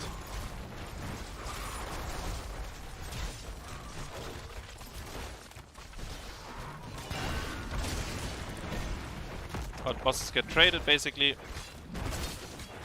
Both easy cams have been kept as well by the off lanes. Blaze is gonna be faster than Irel.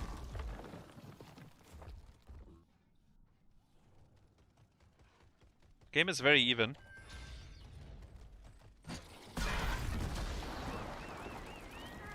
I think you Shingun the boss on top. Ah yeah, he is going home, and Falstad is going as well.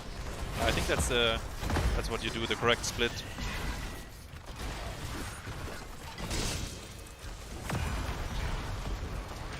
Let the rest brawl in mid. Ooh, Anub takes a lot of damage by the... Yo, that's the Irel 16 by the way. Oh, he needs... Bro! Ah, the how's it called? Desperate prayers. Another Irel 16! A massive bonk! Minus armor, percentage damage. Nintorii with the big hammer. Basically killing 2 heroes this fight. Anubarak got out with 1%. Sylvanas peeled for Anduin. Did die for it.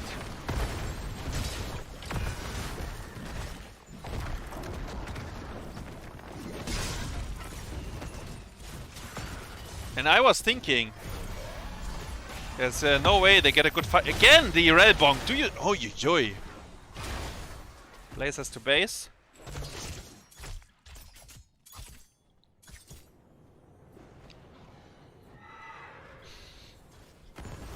And yeah, Irel is still very good, right? We can see it. She is, I mean, the only thing is like, her wave clear is slower, right? The double soak compared to other off lanes these days.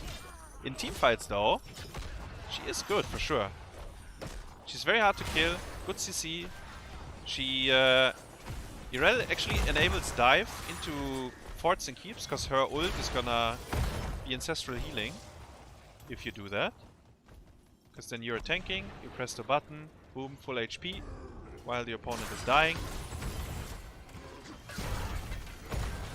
Pulsar flying in, Irel manning up 1v5. On level 20 she will get unstoppable, and she can actually man up 1v5. Light bomb, but the silence! Actually, light bomb didn't hit. The silence by Sylvanas was massive though. 3 heroes, Gust to disengage the fight. Maiev gets 1 reset, 2 gets the kill on Anubarak. Oh, and the pull. Yo, Rutzou, bro. It happened twice with Genji, it happens with Blaze now. He's taking them for a walk. He puts them on a leash. Just takes them for a walk, guys. Absolutely punishing them. Falling Sword wasn't even used, guys. We won the fight without. I think the Stukov silence was big to start off, though. And the Sylph silence was good, but so was the Gust. Like,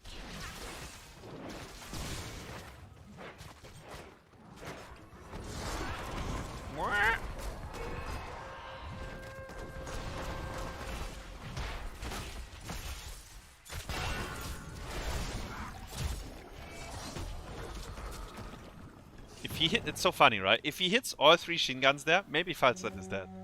He did miss 2 of them. But yeah, that's the thing with Genji, right? If you do everything clean every time, there's like kill potential out of thin air. Like you just assassinate someone. All right, let's see. 20s been locked in. Ooh, Blaze. We saw that yesterday. Zergling going in with the Blaze, missing the stun. No real punish though. In fact, they even saved the key. No, they cannot save the key, right? No, they will get it. Yeah. Genji already cleared top. And bottom is pretty much cleared as well, so WildHeart staying alive here. They lost the key, but it's not too bad. Like, I don't think you care too much.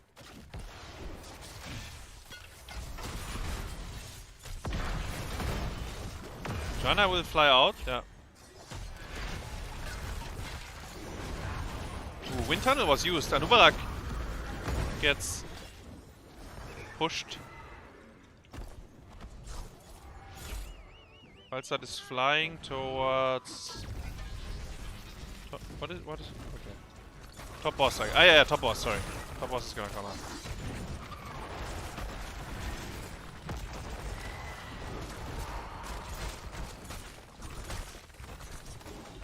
So bosses get traded again. Very little kills this game. Both teams playing the map basically. Irel is the only one that is killing people, I feel like. I mean, Maiev did actually punish the Anub last fight.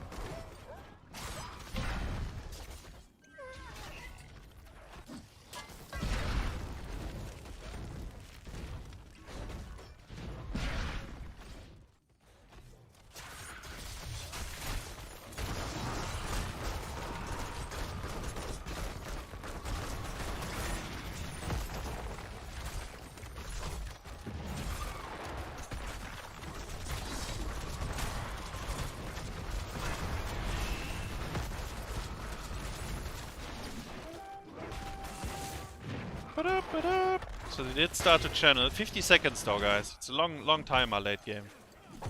So cheesing in late game is very hard. You don't really do that anymore. Both keeps survived.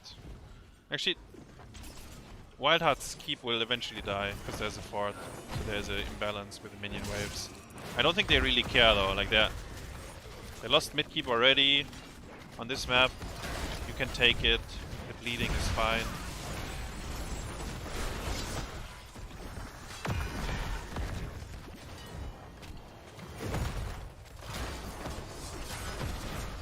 Oh, they should go on Irel here. Unstoppable. Oh, she used ult. Okay. So... Wait, did Falstad fly here? Irel got... we have Falling Sword though. Oh, HaeBin, did you see what he tried? Kinda juicy. ibtingz goes in. Gets pulled like 1 millimeter. Topkeep died. I think Topkeep would have died anyways without Falstad. Now he's flying back into the fight. Irel, no ult. She gets silenced. Makes it out though. Stukov with our healing. Do we have Gust? Anduin! Anduin goes down. Hebi goes down as well. Did Genji get a reset? I didn't see. No. He did not. Otherwise he would have E'd out. Falling Sword. Looking spicy. Anubarak and Sylvanas. Can they defend the core together? Actually, they will just take the objective. It's checkmate, right? I think it's game over. I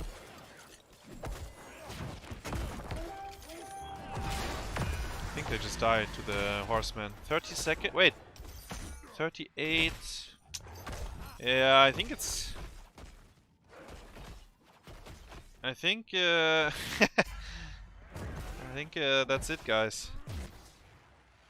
Falstad got cocooned. We can't... Falstad actually dies. Oh, so close. I Gust! I don't know what he was gusting there, but... Oh, he almost died actually, through the Falling Sword. They had to try. The core is gonna survive for now, but there's... I'm telling you, there's 3 generals coming. Wait! The core might be dead! Ah! 3000! Okay. The ranged minions died.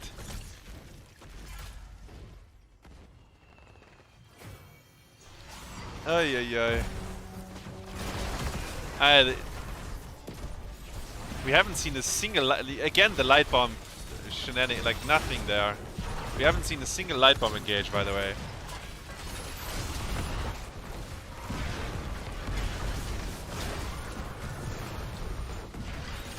Well, nothing matters, guys. I'm sorry to say it, but the horseman, once the generals arrive at the core, they're gonna absolutely brutalize it.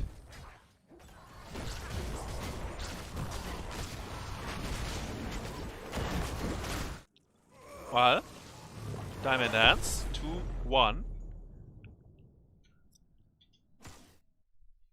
Irel looked very strong,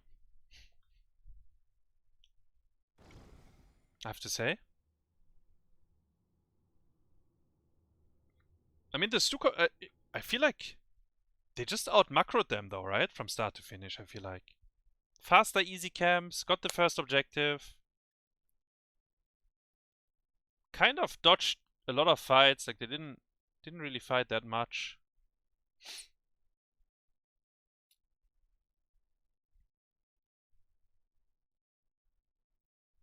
Johanna top damage, yeah? That's how you... I mean, yeah? That's the thing, right? People get Pepega about damage stats, but in the end it doesn't... I mean, almost never means anything, actually. Like, this was a absolute free win for Diamond Hands, right? Even though they basically... What was it? Sylvanas had like 70 or 80k damage, and then on the other side, Johanna was the highest with 40k, something like that.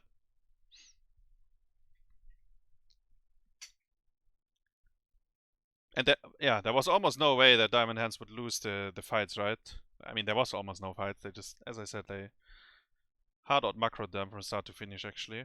And we didn't get a single, like, not a single good light bomb engage. Like, yes, there's Falling Sword, but they actually just...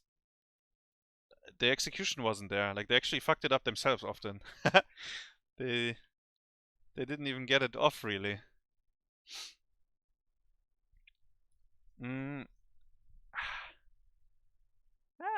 Not sure. I think maybe Genji could have hunted the Falstad a bit more on the map. But I don't know. Genji was like on on clear duty as well at times, right? He cleared the boss on top one time. And then Falstad was across map, like he was clearing his own boss. So that's like a time frame where you can't interact. And then afterwards out of vision and so on. It felt, I think it looked very rough actually. I'm not sure what they could have done.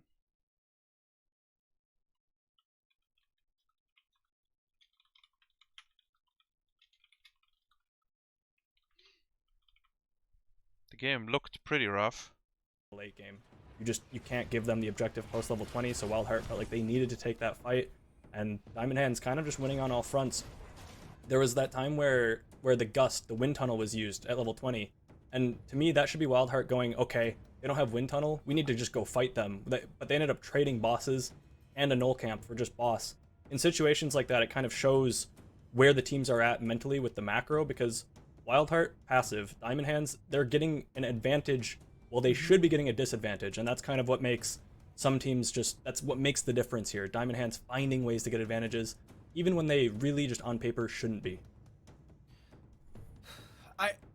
I'm a little blown away by how well Diamond Hands played that, Grubby. Like, I actually think Diamond Hands, it almost seemed like they had an answer for every single like tactic and play that WildHeart threw at them throughout Alterac Pass. Like, yes, that is 3 to 10 in kills, but I do feel like Diamond Hands, like they could kind of see through the mist. They were like, ah, yes, I see through the fog. I know exactly what WildHeart's going to be doing as they're attempting to make some sort of backline dive, or even Sylvanas with Haunting Waves, or even massive Wailing Arrow plays. It was just so well read by Diamond Hands. Yeah, and considering how good Diamond Hands is at macro in general, you saw what fancypants did with Falstad, which you foreshadowed is going to be looking good. It really feels like Johanna has a really high priority in the tank meta, especially with Falling Sword, because you can have all forms of good engage, and Johanna nullifies 1 to 2 engage for a team. So here, I really agree with what you said, Justin. You were like, you know, Mighty Gust is down, why trade boss? You're 2 keeps against 5 keeps, and you're trading boss, even though you know Mighty Gust isn't there. But like, they probably felt the squeeze of not being able to get the engage against Falling Sword, right? Like, they were just running after them and not getting anything. Yep, felt nearly impossible to lock down Diamond Hands for WildHeart, and they need to get those engages, and Diamond Hands just, it's like they're just getting brick-walled every single time by all the different things that Diamond Hands had. Well, we're going to be going to a bit of a different map here. Let's go ahead and get you all caught up as to where we're heading to from map number 4 in our second best of 5 of the day. We are going to Battlefield of Eternity, chosen by Diamond Hands here. And if you're wondering about some map stats, I got you covered.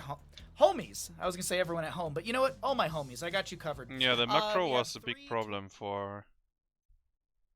I mean, there was very little fights that game, right?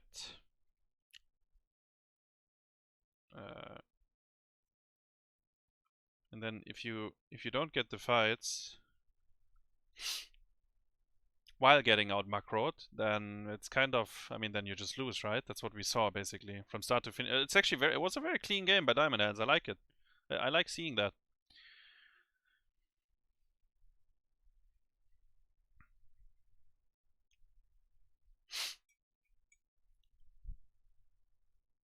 Picking Undoing Genji for nothing. Yeah, it didn't seem to work at all for them, that game. I mean, there is Falling Sword and there's Gust, right? These 2 buttons, they kinda... They make sure that even though Stukov has no cleanse, you can disengage if you have to. Honestly, the Maiev disc was kinda annoying as well, right? She puts someone in Cocoon as well every time. Buys a few seconds. They usually didn't get a kill out of it, but it kind of just stopped the fight for a bit.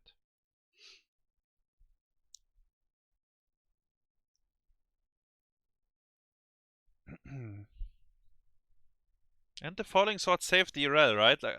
Because she used ult, she got cocooned, and then HaeBin actually, very heads up, he stunned Johanna right before the cocoon opened, but it wasn't enough. Like, it's not enough. And then Irel living there, that was, I think, the only good option they had to kill someone. After that, it was RIP.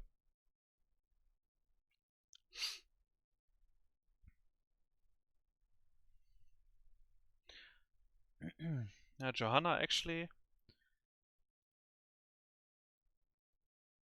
Very strong, I think, these days. Double blind, unstoppable. 2 ultimates apparently that are viable. Big wave clear. Yeah.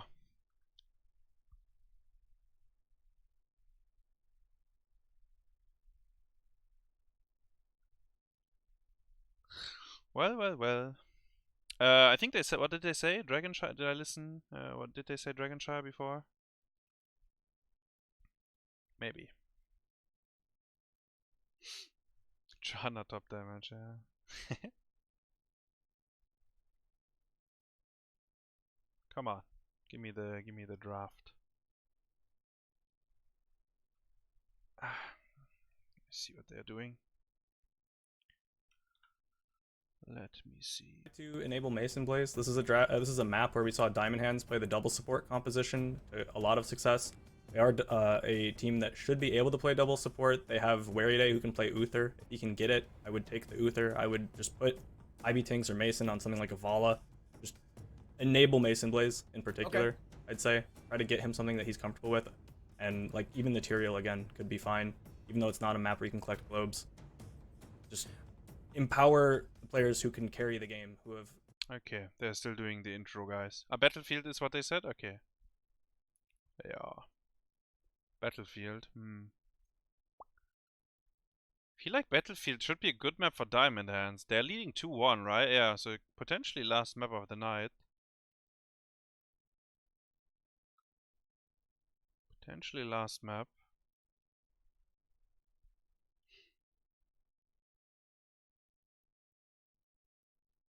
Is under the gun. They're 1 map away.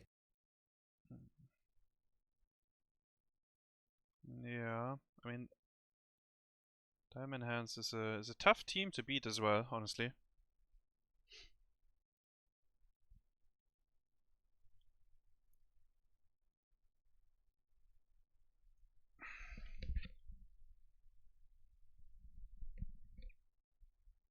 I think we are going, guys. Maybe.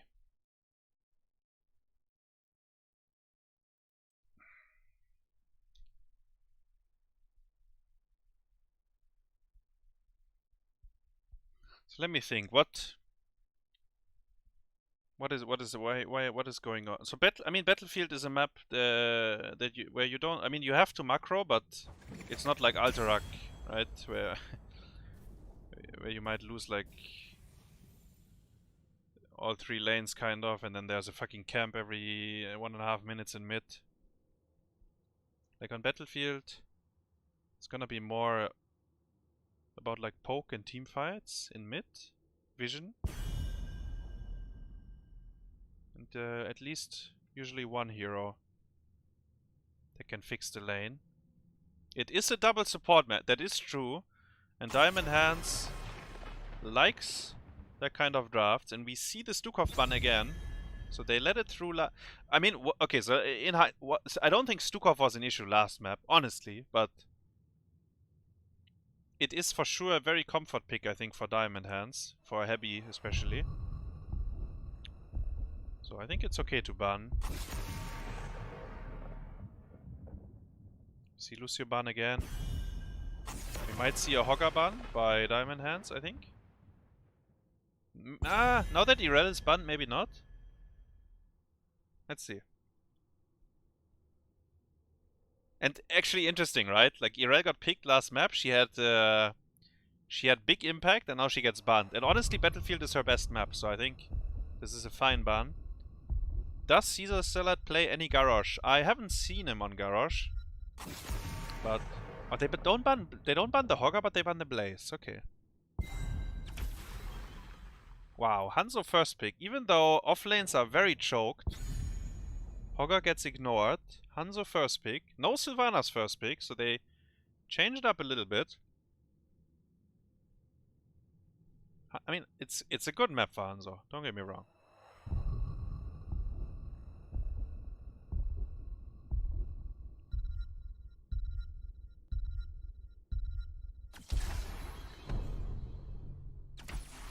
Right wing Muradin. Picking away the Muradin again. HaeBin. doesn't get his hands onto Muradin. Should we have first pick Muradin? I guess Diablo was in, right? He likes the Lord of Terror as well.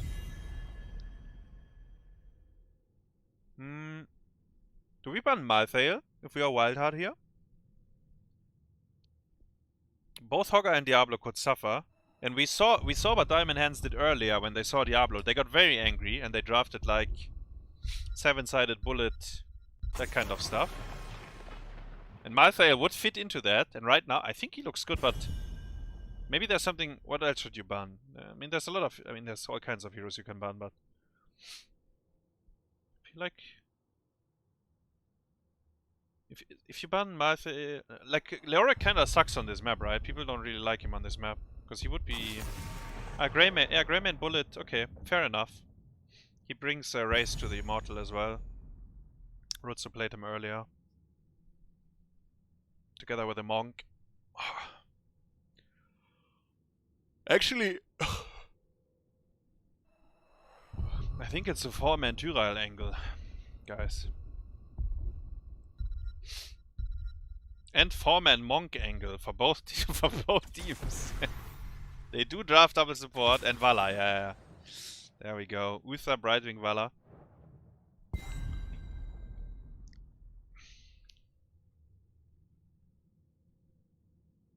What is good here? How do we... Actually, how is Tyrael into double support? I don't know about that. How's Bruiser Tyrael into double support? I would have to ask Nick about that. I don't know.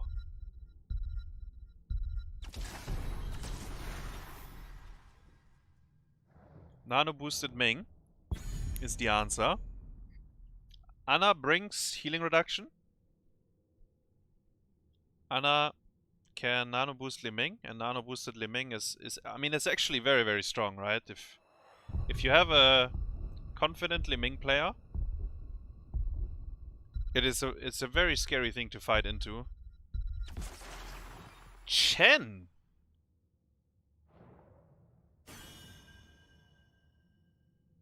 Kek?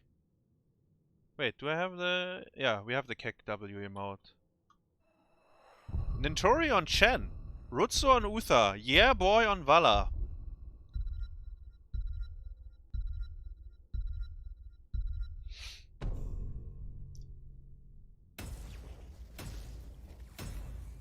Yeah, NA play is a Panda Pulse, I think.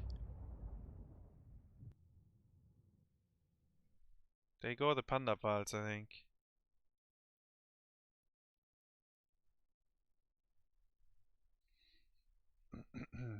Let's see. So Vala double support, Muradin is their tank. What is it? Hanzo Liming, right? Hanzo Liming, what is it? Diablo, yeah. What do we do, guys?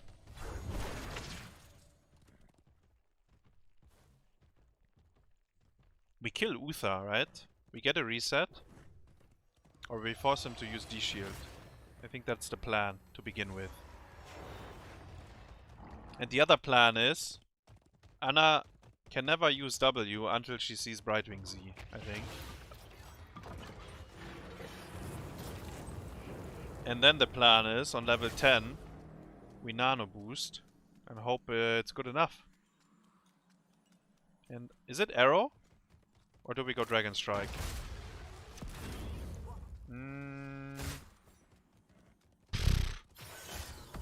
Like, because they have two supports, right? Arrow feels a bit awkward as well, but it might be the only way for you to win a game. Like a fat Arrow.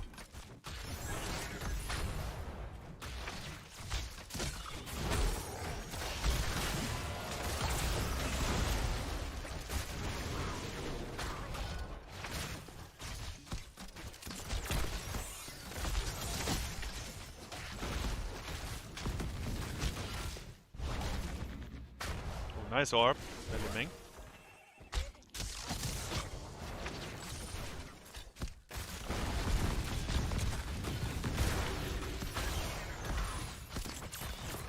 Oh, Uther's dead. Very nice sleep dart.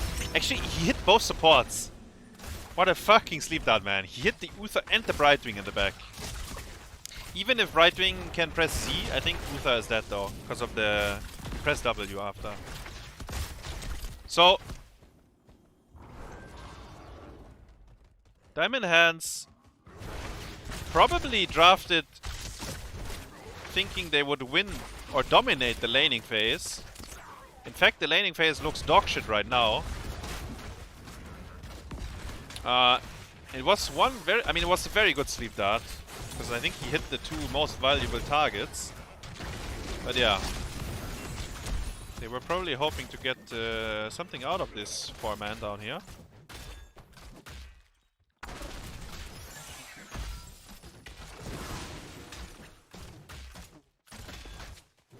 Wait, they can push now. Everyone left the lane. Now they get something out of it. Because everyone left.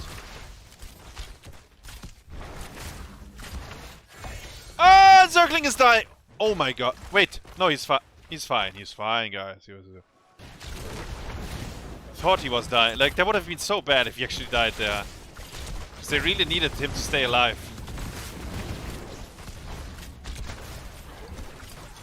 Why did we rotate like this? Does anyone know? Did we rotate like this to do the top easy camp and then we never did it? Because now we lost bottom wall for no reason. Like, the laning... Huh? The laning phase was good, no? They took 0 damage on bottom. Up to the moment they just rotated to top. Almost letting the Hogger die on bottom because he was late anyways. I don't know. Too much walking. Sometimes that's bad, guys. Too much walking around on the lanes. Just stay where you are. I think they wanted the top easy camp, and then maybe they got baited by Chen, and then everything was shit. Well, here we are, guys.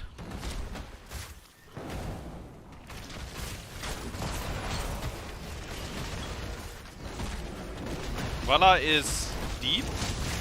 Diablo. Oh, Hogger gets the kill, sorry. And the Brightwing actually.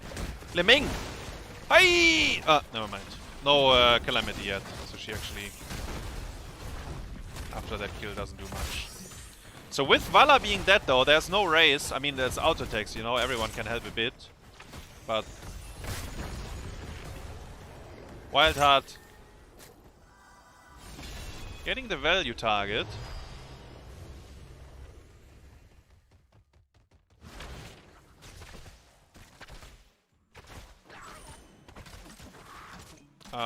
Boss is going bottom.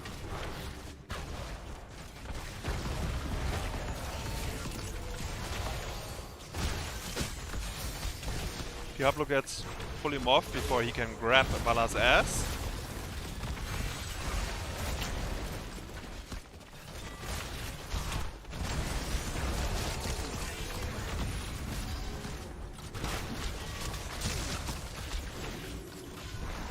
Why auto attack build? You're talking about Vala? She is the hard carry in this game. I think it's correct.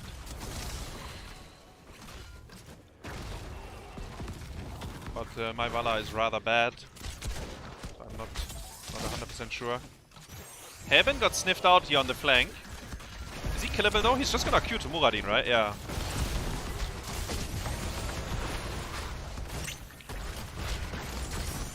Sleep dart on both supports again, but Diablo already used his CC before. 5v5 on bot lane. Look at these 2 off lanes. They arrived at the same time. Chen and Hogger, casually. Let's brawl the easy camp, guys. Hogger wins this every time though, right? If they actually play for the point.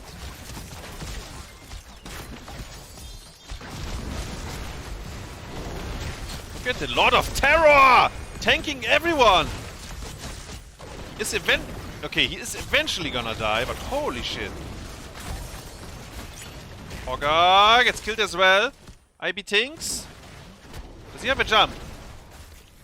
1%er. Oh, the Vala Q! Ah, he's fine, he's fine. Anna has him. Oh, HaeBin, I mean, he held the door, right? He actually held the door. Eventually. They killed him though. Did he need to did he... Okay. I think if they go in there, the Hogger kills them all. So maybe he didn't need to play Bouncer. But he really wanted to. They got his ass. Chen is completely alone. Gets the Brightwing Z, and the Brightwing Z will save him. Was close though, was close. Without the Brightwing Z, he dies.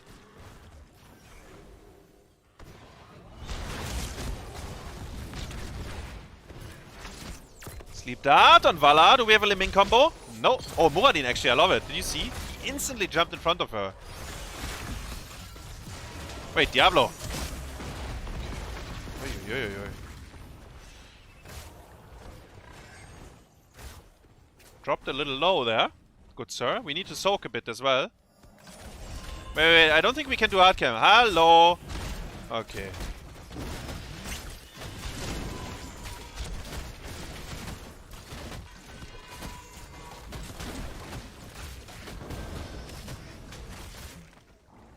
Well, we got 10, both teams.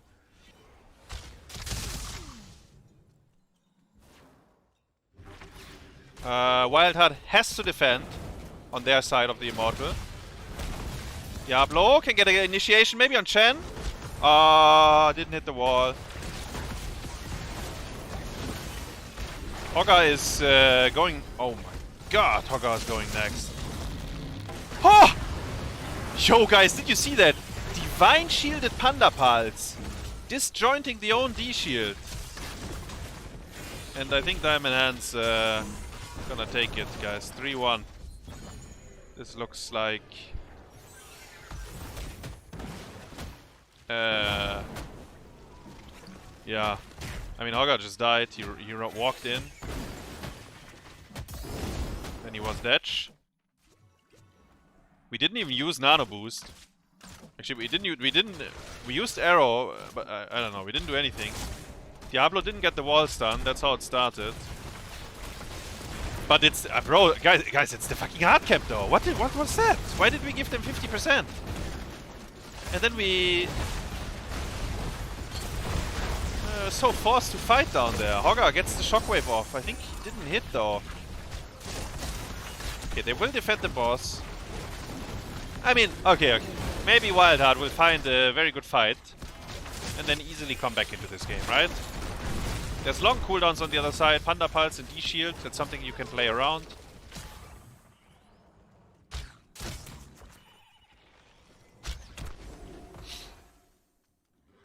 I think the hard camp was troll. Like even the little bit experience that it gives, I think you can send one top, one bottom, and then kind of defend as 3. I don't think you should give it like they did.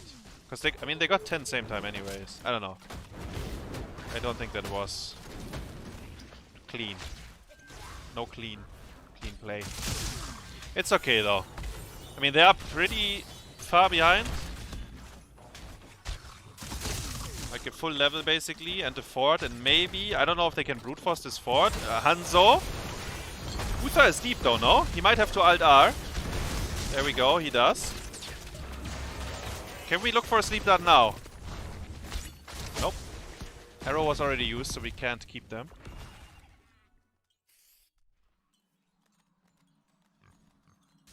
If we land the sleep dart on the way out... I mean, they can nano then and try to look for a kill, right? Because the moment D-Shield is used, you can kill people.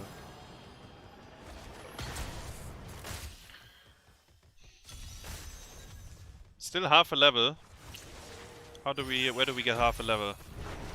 Bottom is a little bit of soak. Top. Hogger can... Actually, Hogger will be able to soak it, I think.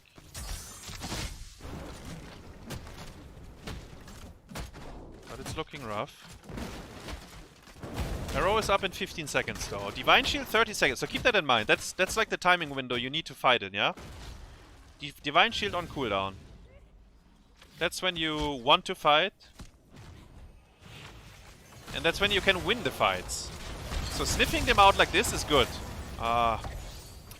Didn't get anything off though. Uther! Oi oi oi.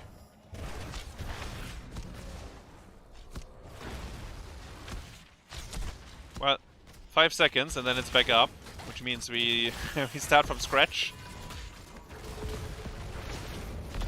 Guess it will be hard to kill anyone. They got a little bit of chip damage on the boss, it's not too bad. Like they lowered the shield. There's a hard camp on top. They seem to ignore it. Hanzo baits the Chen in. Shockwave von Uther. Arrow goes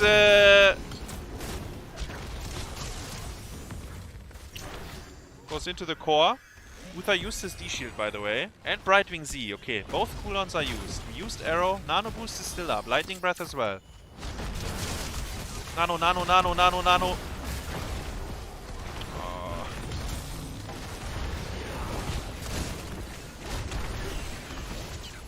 Oh no. It's a disaster, I think.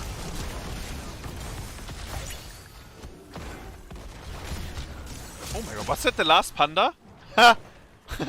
No, right? No. That was the second one, right? That wasn't the last one. Yeah. I mean, Diamond Hands draft is easier to play, right? They have more room to cover mistakes. Like the double support.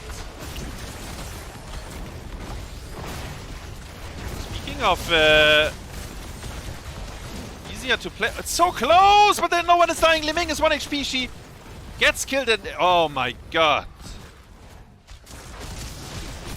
Ah, and they really needed to get the kill. Ah, the arrow! Oh, yo, ibtingz.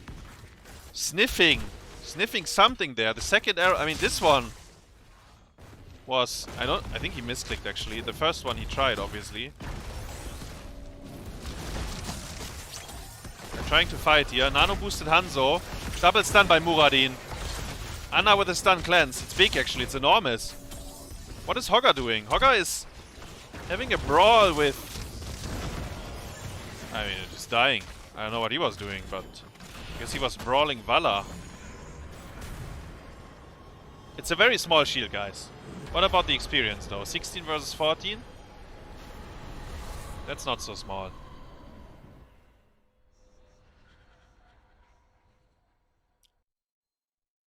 That is not so small. And I know I called it early that Diamond Hand's gonna win this map, but they are very, very much in the driver's seat. Chen is tanking everything. Okay, so WildHeart should be able to defend the boss here without losing the keep. Wait, should the... Yeah. I think you can use your stuff and save the keep. And then you get 16, right?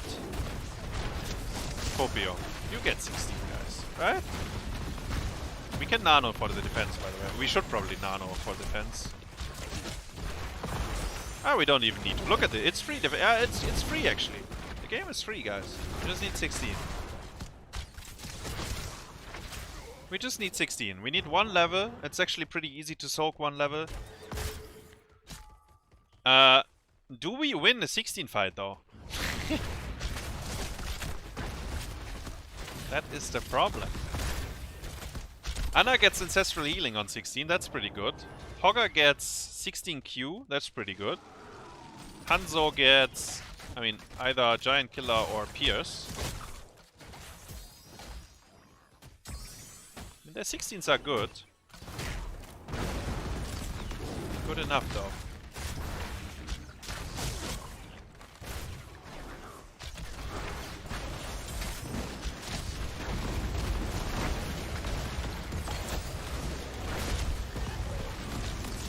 Oh my god!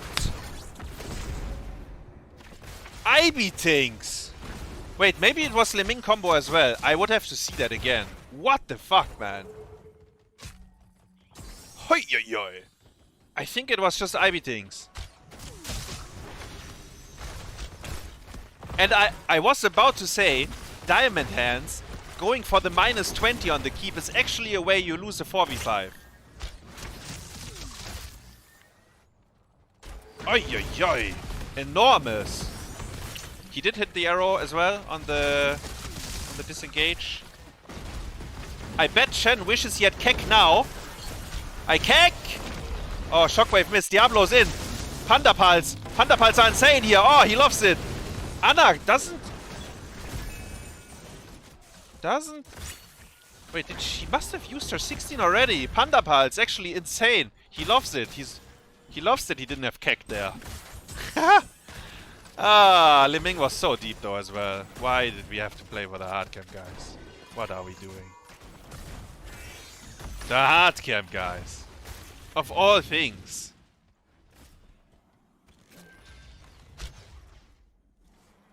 The hard camp. So Anna must have used her 16 before, no? Because she didn't use it on Liming when she got rooted there. I guess she used it on the Lord of Terror, because he was dying as well. Well, I mean, we had a comeback going, now we don't. I guess D-Shield... Okay, again, 30 seconds. Once again, this is the timing window where they actually can kill someone. We're trying. Maybe this is the charm. Obviously, Diamond Hands knows that as well, right? So, and they still have cleanses on Uther and on Shitwing. It's not so easy, like... Arrow! Oh, this one is good! Ah, the Brightwing cleanse though. You know, that's what I mean. Shockwave was atrocious, actually. I don't know what Zergling was aiming for there, but... The arrow was good. Brightwing cleanse was good as well. Muradin used Avatar. Divine Shield is up again. Nano boosted Liming. We pulled Shen out of the combo, but... D-Shield was used. This is good for WildHeart. Guys, they're coming back. Can you feel the energy? I can feel it. Coming back into this.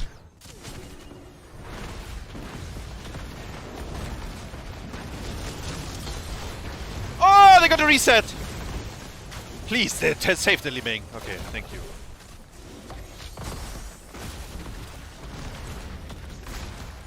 Voila. Guys, the double support is not working. It's falling apart. Okay, are we extended suffering territory, or are we actually coming back? I think we are actually coming back. I can feel it. 16 was actually the difference maker. I can feel it. And I think the players feel it as well. And I think Diamond Hands is feeling it. And you know, with what it started, we fucking tanking the keep on bottom. Minus 20, actually someone dying. Then we got a big donation, but the 16 fights seem to be problematic for them. The 16 fights seem to be problematic. It is... And probably the Anna 16 is very big, I think, for keeping people alive. Hogger 16 adds a lot more damage. Giant Killer adds a lot more damage. So maybe that's all they needed, actually. And honestly, the Diablo is good, no? Into the double support. Like the... Nano boost! The Ming. I mean, Avatar was used right before he died. Yeah, this is winnable, actually. Gonna eat my own words that Diamond Hands is gonna win this map.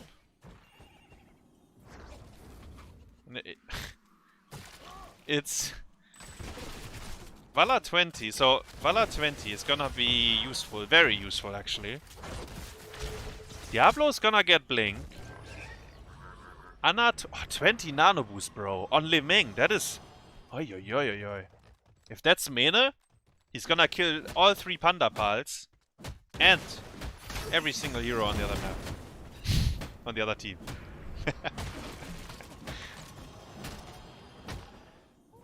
Hanzo will get Bullseye.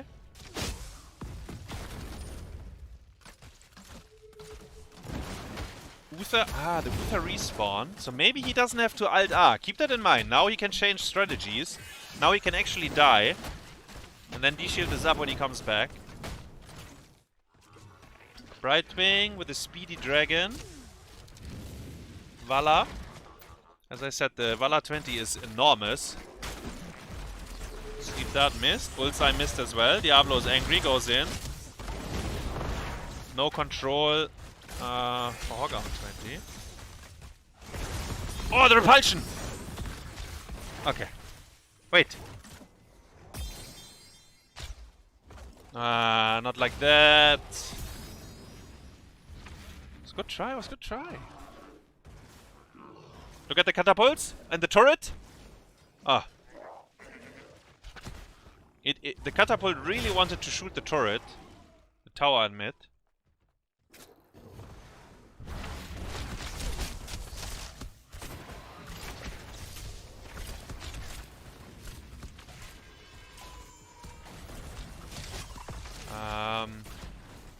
Good race. Hans, like everyone in position. Hard camps for both teams. Won't matter too much, I think. Chen takes a lot of damage. Ay, ay, ay, ay, ay, ay. His panda's got. Oh, the arrow! 4-man! Chen was still unstoppable. Combo onto Li Ming. We still have Shockwave and Nano Boost. So is the D. Actually, nothing was used there besides the cleanse, I think. The arrow was good. No one was close enough to follow up, but the boss, look at the Immortal. It's getting poked down. Where's Uther? Uther is sniffing for Ana. Rutzou is sniffing for the Ana. Trying to find her. They saw him though, they saw him. Vala! Oh! D-shield not used. Bro, Alt-R now. Alt-R and save your KDA. Run. Alt-R and run home. Well, oh my god, the Li Ming, MasonBlaze. It's Mene. It's Mene after all. Uther's respawning. Can we kill him? Again. Bullseye. Oh! Oh, MasonBlaze, did you see? He actually hit it. But right wing too tanky.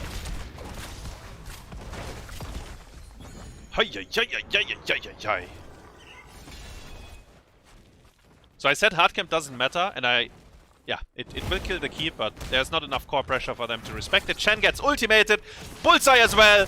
Oh, ibtingz actually. Oh, bro, once he got 16, man, he started popping off. Holy fuck.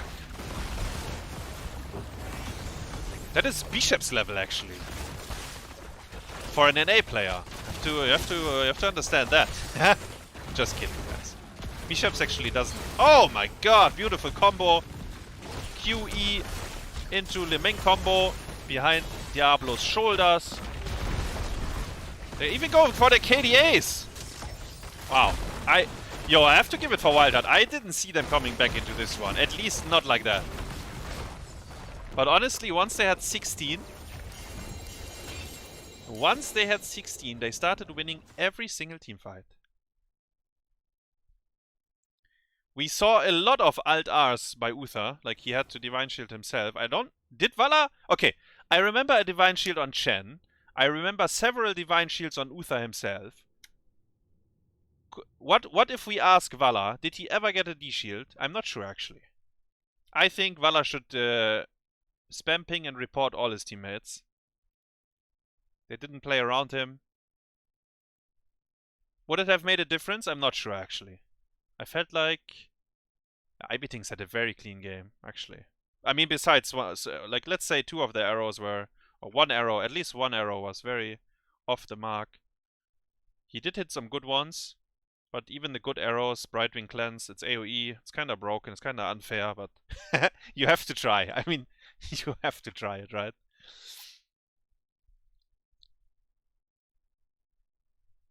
Was big though actually. They had fair, like, yeah, late game looked good, man, by WildHeart.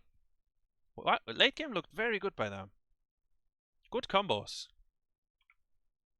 Good combos. And Rutzou was sniffing for the Ana, right? So I assume that they can't win the fights because of Ana. Being able to get those 2 picks. They need to find the Ana to win the fight. Can't be overstated how valuable that was. And also MasonBlaze on the Li Ming having the mirror ball at 16, that's really when WildHeart turned things on, and they needed to. The early game, it was surprising to see WildHeart doing so well very early on, because it really should be WildHeart losing until 16. Yeah, and then Diamond Hands actually justingz says it as well. 16. The laning phase. In the early game, it felt like that was what was going to happen with Yaboy getting lots of stacks here in the early game. WildHeart kind of playing into what the double support wants. like in this fight where you have a 5v5 I bottom, wasn't sure if Rebel is 16 just is gonna be that big of a chipping away deal with those auto breaker, attacks, but I getting guess so it many was. stacks on the Creed of the Hunter. I guess He the had over 16 100 was stacks actually or very enormous. just under 100 stacks at level 10, so stacking very, very well on the Vala. But none of that matters in the late game. This if your fight HP was, gets I mean, deleted Zergling in kind of 0.1 run it seconds. down, I guess. You could tell just the pressure was actually starting to get to Diamond Hands for what feels like the first time in this series, and WildHeart finally being able to convert late game momentum into actual structures, into actual just keeping their momentum going. This was the moment this is that kind get of ready for the let scatter, WildHeart I think. back into the game. Get here. ready? Watch the HP on cæsarsalad. Hey! It's about to go Oh! away completely. There it is. It's gone. Minus 20 And though it's as gone, well. so there's no Will more he be merit in tanking there. the keep? That was the moment that gave WildHeart a way back into the game, and here's the next one. Funnily enough, right after the Muradin kill, WildHeart ran into the opponent's hard camp and donated one back. Game, feeling that they don't win But it the didn't front-to-back matter. fights They had anymore, 16. trying to look for that flank They actually onto started the hand winning up there every by fight WearyDay. from that WearyDay point. too safe, and in that time, HaeBin getting the opportunity to engage onto the Vala, removing the hyper carry. And with the hyper carry removed, there's no damage left in your double support composition. It was cool to see that there was a weird dynamic here where you had a kind of iconic poke comp versus an iconic double support between the Leeming Hanzo, the best poke possible on DOE, versus the best Yo, double we support have possible a. in I mean, Vala I said Uther. Diamond Hands 3-2, And right? one That was side my. should kind of was have my an easier time feeling. winning fights, but the other side has an easier time just poking at the objective and avoiding fights. I think. So it's kind of like a weird dynamic. Yeah, where I don't teams know. have their win BUE, conditions, I think but it in the should be a end, good map for WildHeart hitting Diamond their power Hands, spikes but and actually closing it out in the late game. couldn't do it late Makes game. me excited, and we'll see if they're able to keep their composure going into Game 5. Yeah, we're gonna get ready for Game 5 here in just a second. Thank you, Justin, for the analysis as always, because we are gonna take Yeah. a little When break Vala before we died, get to Game Uther 5. was Now, before we on take a break, flank. as Like he always, was. I wanna remind you all about the prize pool. We are He was on 125 cross map or something. I don't know. Like I think he was pretty far away. Maybe he was close enough, but I don't think so. I think he was in Africa actually. I think he was really far away. Let me see the scatter. Okay, let's have a let's see that actually again. Because I mean it didn't turn the game around, because as I said, like they instantly donated one back. But so who's actually Chen is tanking. Okay, so Muradin wasn't even. Maybe he's gonna start tanking now. Yeah, there's one keep shot. There's a scatter. Oh, actually perfect. Every single one hits him. Hoi, hoi, hoi, hoi. So, but I don't. What are we even doing? Why aren't we just hitting the key? I don't know. Do we? What do we try to kill? Let me see again. So we jump in. We stun Hanzo, right? That's how it starts. Is there any way you kill the Hanzo here? Probably not, right? Who could? Maybe. I don't know. Chen. Let's say Vala presses Q. She starts strafing. I don't know if he dies here. And then we kind of get body blocked and tossed around. Oh my god! That was a, I mean, very appropriate reaction, honestly, by the caster. I love it.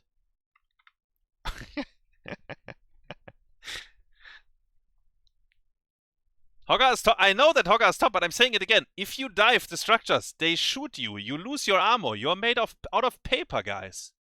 You take so much damage for committing the crime. Like, yes, the Hogga is top, but it's like, I don't know. Actually, I don't know. Maybe you could probably make the argument as well, right? They are 16. Why are they not diving? But like, if you look at this, I feel like that's maybe the only way they die there. But as I said as well, right? It didn't even matter, because right after the WildHeart gave one back, you know, even out the ints. But they started winning every single fight on 16, right? So that's the thing. The 16s seem to be the deal breaker.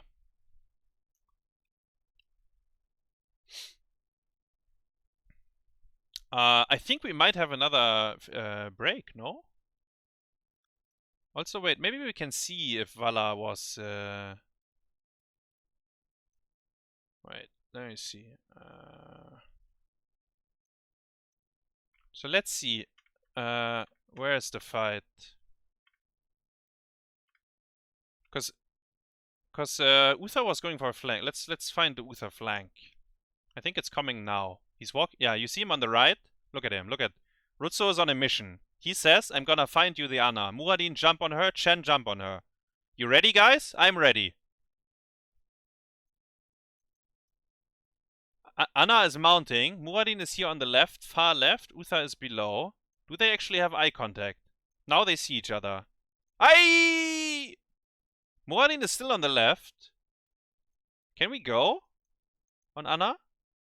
Muradin, Chen, Uther, they're kind of doing. They don't know where Hogga is. Hogga is completely miss. It's a bit, I don't know. She's on a mount, right? That's why it's a bit awkward, I think, for them. Well, let's see, Vala, because now Vala gets, she gets, yeah, the Hogga. Ah, can you D-shield? No, you're just, I think you're just out of range, yeah? I mean, not that I think it doesn't matter, actually, but I think you're just out of range. I would have to ask the Uther mains. Here? You're just out of range, right? Yeah. I think it's doomed anyways. I think you're doomed in that moment, but... Was it correct to find the Ana flank? Maybe. I'm not sure. I mean, if it works, they win the game. Yeah? She was on a mount, though. Like, she felt it. She could feel,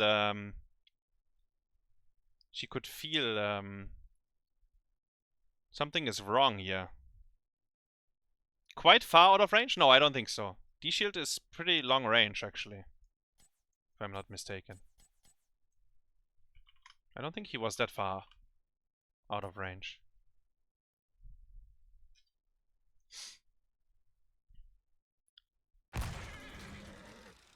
Watch a paladin. Choose a talent.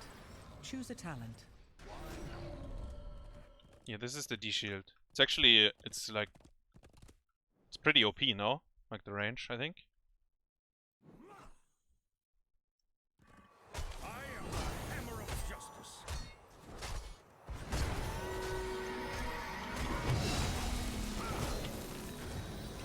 Like, it must have been really close. In fact, maybe he was in range. And then it was lag, ping, and maybe brain lag as well, but I think it doesn't matter. I think the fight was doomed, actually. Because 1% D-shield is usually... It doesn't help you anymore. It's everything is lost in that moment, but yeah. I want to give credit to Zergling there, though. He stayed in the bush, right? There was the hero they didn't know about. And he started the engage on Vala. That was big play.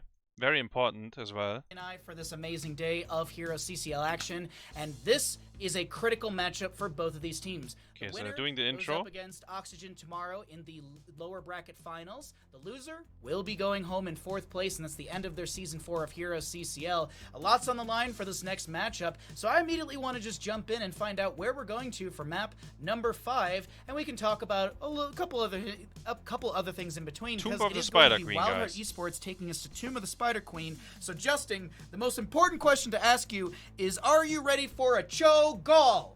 Yes, I'm ready for Cho and Gall to both be locked in on the side of WildHeart. I'm going to be disappointed with anything less, but I don't... Are you ready for Cho'Gall, chat? Honestly, maybe. It's Tomb? Is WildHeart drafting that?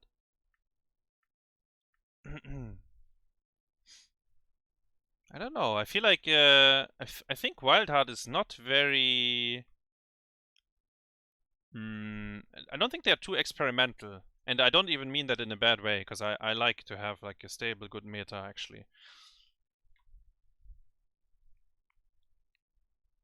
But let's see. Let's see what's coming. I have no idea.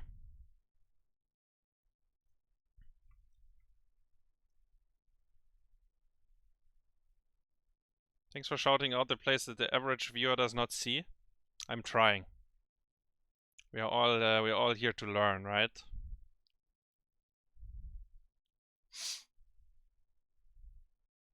And that's the thing, right? If you, I mean, people make mistakes all the time. Like, there's so many misplays, and like, things you can do better. So if you if you go into replays, there's so many things to improve actually all the time for everyone, like every single player. Like you see so many ins by yourself. It's yeah. No. I think this season WildHeart has a very stable draft. No, I mean you are right. Historically, like Uki is right. Historically, I think WildHeart had a very like a lot of crazy drafts. But I think this season I don't know. I think they just draft very straight up. Like they have their comfort and they draft around it, I think, most of the time. But let's see. I don't know. Like if you have anything prepared that is crazy and that you actually believe can win, this is the fucking map for it, right? Actually, they drafted Vikings against us yesterday on towers. It's kind of like a spicy pick, right? But it seemed very well orchestrated, so they knew exactly what they were doing. Anyways, Stukov ban, Lucio and Junkrat. WildHeart is thinking about banning Johanna, I think. And they do. I think it's correct. Fuck that hero. Rutzou picks Sylvanas, Instalock. I think that is the trap card. WildHeart activated their trap card. They didn't want the Sylvanas. But let's see.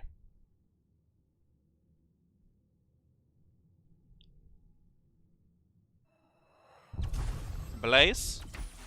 Ooh, Diablo, really? Not Muradin. HaeBin, really? Brightwing is in. Do I like? I don't know if I like this opening either, but it is comfort, you know. Like this is what they like, and it's comfort again. You see, like Irel for Nintorii. Okay, people are getting the picks that they feel they can carry on. Hebi doesn't, cause his Stukov is banned. That's you know, you feel sad about that.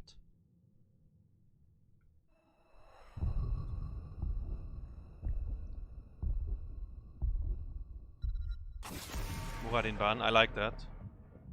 cæsarsalad was playing it over and over again. He's gonna go Anubarak instead. Calling it now. You could go Garrosh. Actually, Garrosh Tychus for Diamond Hands. That could be a way to round out the draft. And WildHeart will last pick Medivh to stop that. Checkmating the draft. Boom. If he doesn't go Garrosh, he will go Anubarak, and then I don't know what Boy is feeling. I'm not sure actually. Mephisto ban. I mean, we got Mephisto'd a few times today.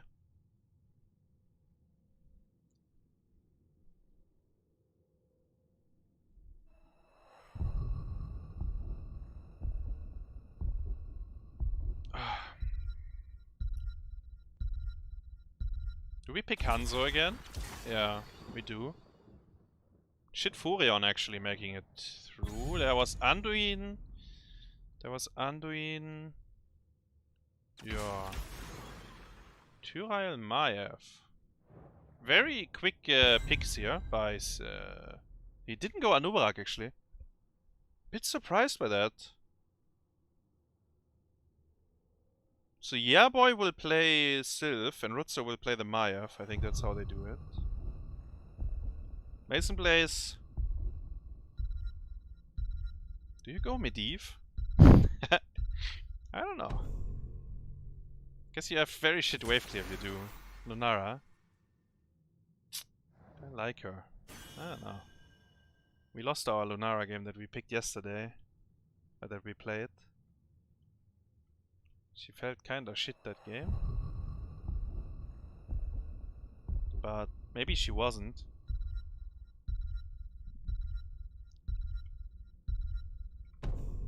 I actually struggle pretty often, like when we lose a game, I don't know how much value my own hero got. Because losing feels bad, and then usually everything feels bad.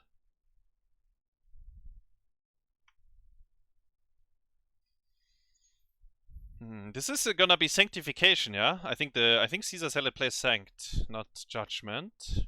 And wait, what was their offlane? Ah, Irel. Irel. What about Irel, guys? 16 Irel was insane on Alterac. Yo, Hoofit, thank you very much for the 36. Wait, 36? Isn't that 3 years? Oh, crazy. Thank you very much. Welcome back. Much appreciated, sir. Welcome back. Let's enjoy the last map of the night. WildHeart vs Diamond Hands. Fighting for the tournament live. Loser bracket CCL playoffs. Hebi on Brightwing. We hear the explosive sheep. Oh no, Zergling is dead. Zergling is alive. Full HP.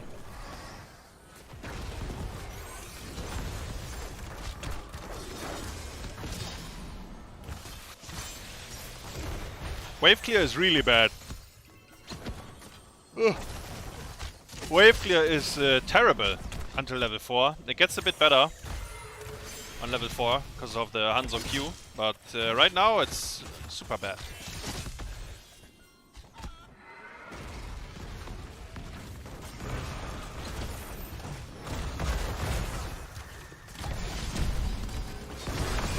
Right wing cleanse to stop the blaze. I mean, negating the charge. Oh, Lunara is okay. No, she's fine, guys. Easy camp. Nice memento by Maiev. So the easy camp is gone. I mean, it's gone within 4 seconds, right? You can't do anything against it.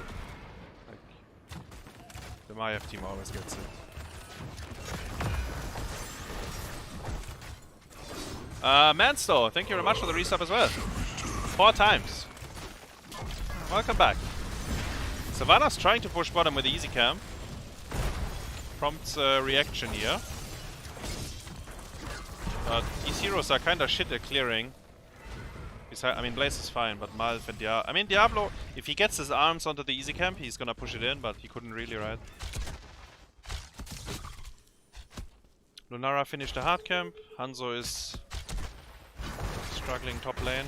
I mean, auto-attacking a minion at a time.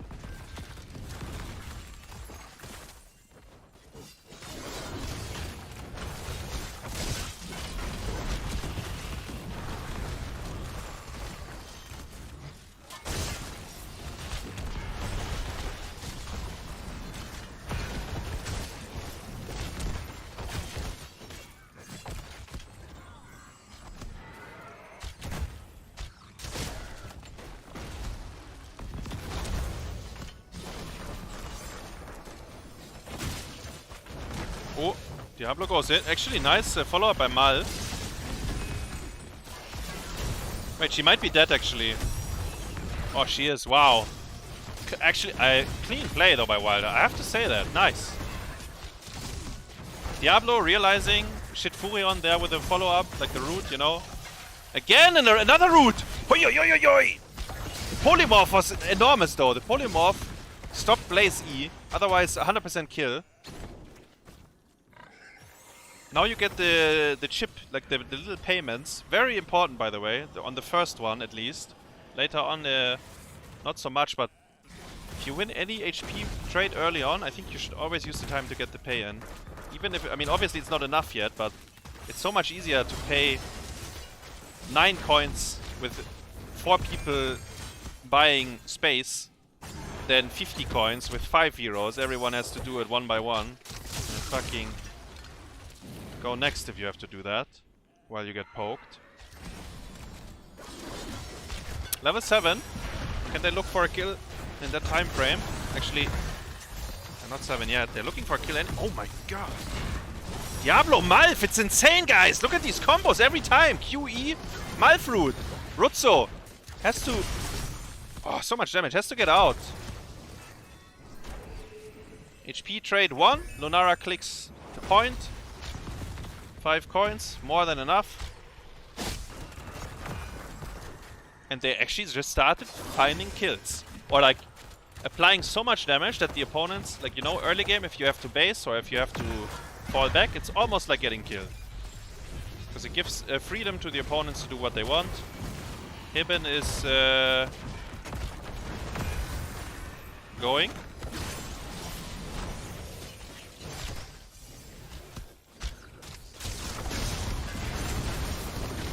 I have resets. Resets are stopping. Actually, they're not.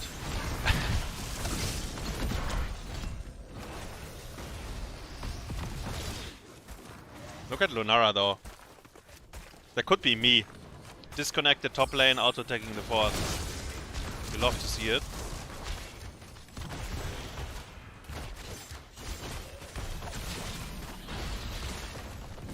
HotS is almost dead.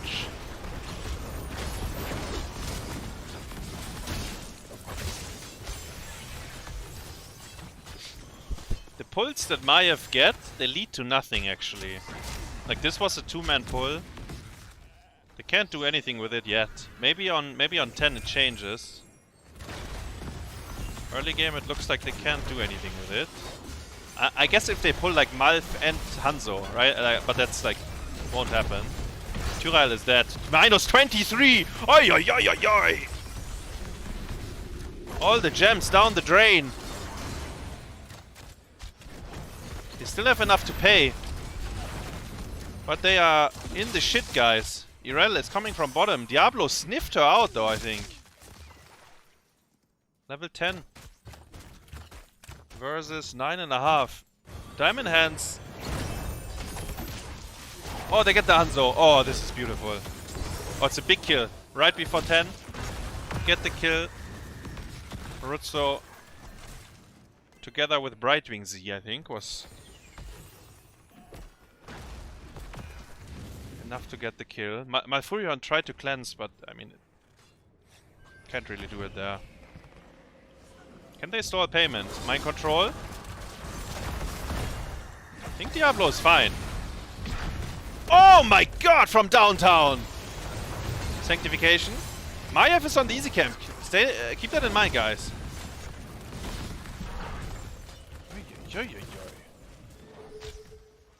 Oh, Nintorii got 40 coins in. That's you have to. That's Hanzo's bad, actually. He should have looked. And you even saw him, like he did remember. But it was too late at that point, right?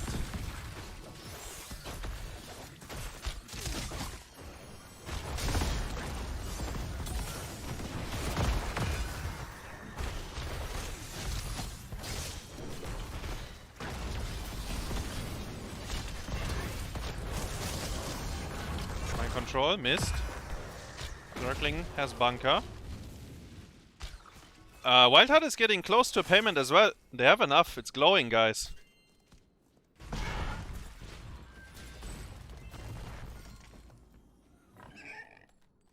Lightning Breath in 30 again. I think they just get it. Yeah, they just got it, guys. Do you remember when they killed the Hanzo? Diamond Hands didn't manage to control the map out of the kill. Man, yeah. I guess these teams are very even, actually.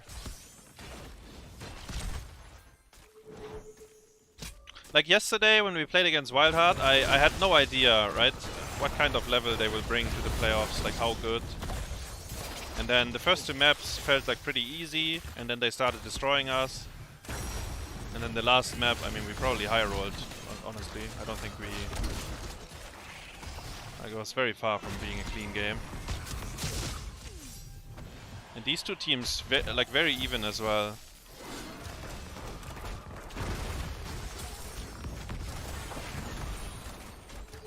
Like, 30k seems to be the only one that is, like, quite a bit above the rest.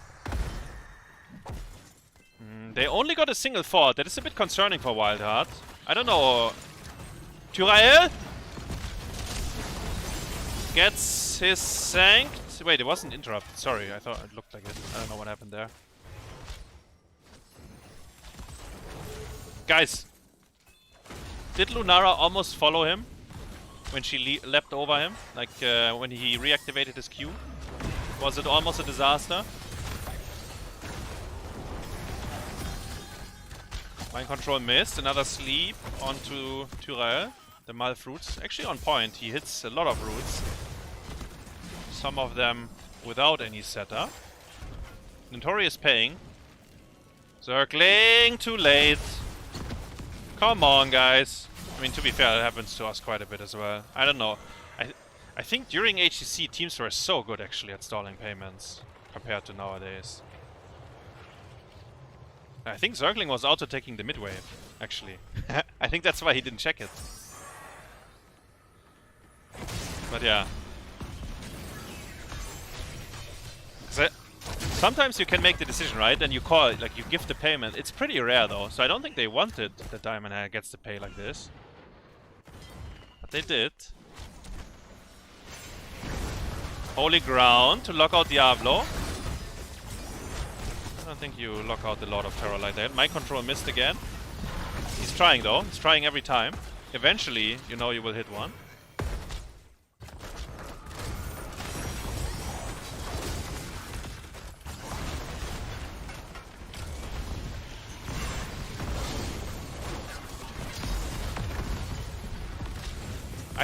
Okay, so Blaze left bot lane. I think after, like when the 4 dies, I think you just stay bottom and clear it, like afterwards. I don't know what he was trying in mid. 3-man sleep by Malf! What is going on with this man? WearyDay, maybe Malfurion is your hero. Oh, the damage! Irel has to use ult on the way out. Feels terrible for her. But it was the only way to live.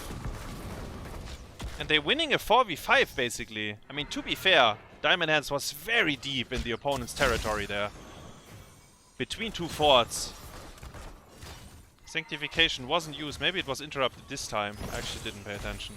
Blaze got the hard cam after clearing bot lane.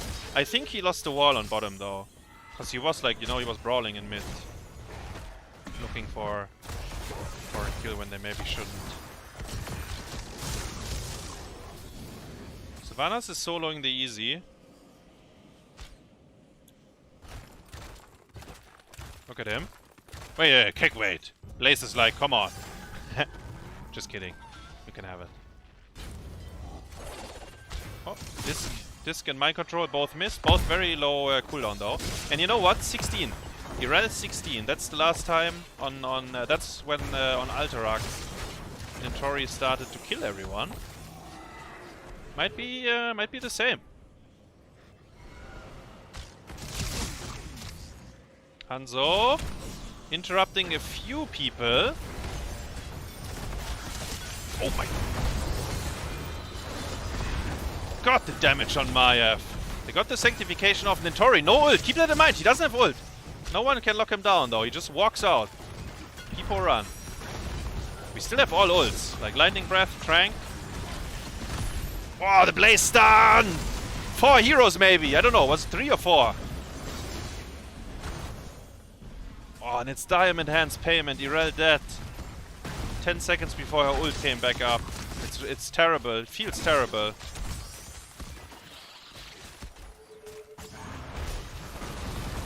Another sleep here. Okay. You could see how scared they were when the Diablo's like walking up. They're like, oh no.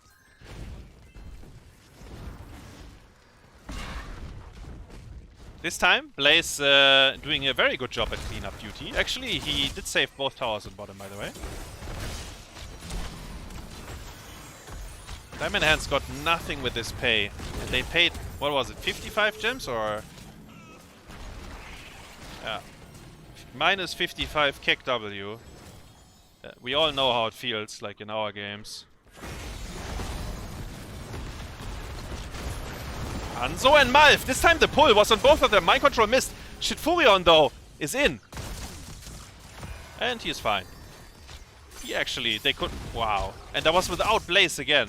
Actually, their draft, I don't know what's going on, but the Maiev, Tyrael, Sylvanas, it's not working at all right now. They are losing the 4v5s actually. I mean, they're not dying, right? But this is without Blaze, the big boy, being around. Arrow, Brightwing. Didn't have the D, maybe. It's fine. Bottom fort will die to the Weavers. Sieging mid.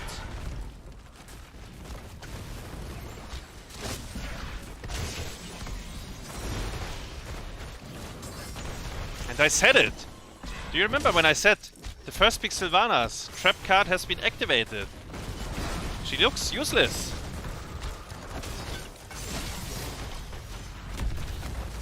I'm probably jinxing it. She's gonna land the... Oh, the holy ground is decent, but they can't do anything. What? Yo, Nintorii, we need your hammer. The 16 hammer. There we go. On Blaze. He has to pop bunker, actually. Diablo is fine. He's fine, guys. Casually tanking 5 euros.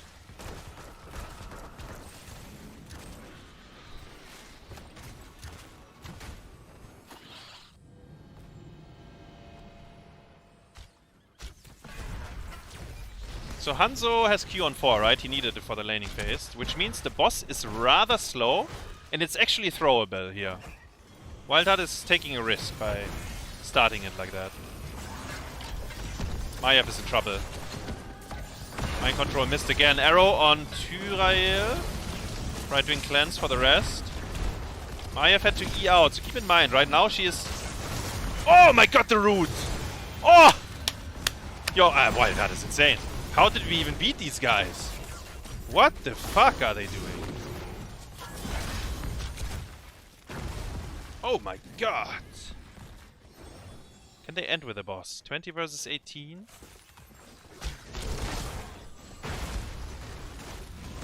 think they almost have a pay as well. Do you perfect sync here? Do you pick up 3 extra gems? I think you do. Where do we find 3 gems, guys? The lanes are... Does anyone have 3 gems? Can you check in your pockets? Anyone? Ah, there we are. We found them in mid. We got him, guys. Perfect sync. That's how we called it back then. When you get you kept the boss. Ah, too early. The boss is too early, bro. You need the weavers need to fly a bit. It's very slow. Like the fucking warp weavers are very slow. So you need to let them fly a bit. Then you cap a boss, and then they are exactly on the same pixel. That's the that's the Giga Chat move on top of the Spider Queen. They don't need them. Tyrael dies. Because we are still waiting for the spiders. Remember? I said they need to unfold. And there they go. Here they are. Oh, they landed. Obviously, WildHeart doesn't give a fuck about the spiders landing. They just want to end the game. And they will. I think there's no way Diamond Hands can defend this. Right? They're not 20. They already lost their tank. Sanctification wasn't used. Sylvanas gets... Oh, 2-man bullseye! I saw it, bro. Oh, it's enormous. To be fair, Diablo started the CC. And that's it. The core is going down. Diamond Hands getting 4th place here. Eliminated. Alles aus und vorbei. Feierabend. WildHeart winning. Oi, oi, oi. Very clean game by them. Very clean game, actually. Right? Beautiful combos. Diablo and Malf together. Very clean combos. We had some good arrows. I mean, some of them... they didn't always lead to a kill, but... they were actually 1 death. Yeah, Hanzo died once, I remember. Actually, he died when he was 10 and the opponents were 9, but... It didn't impact the game too much.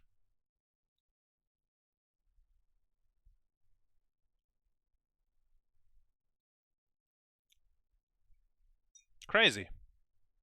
like the Diablo Mal actually so clean actually. Diablo was absolutely unkillable as well. They had negative damage for Diablo. Yeah.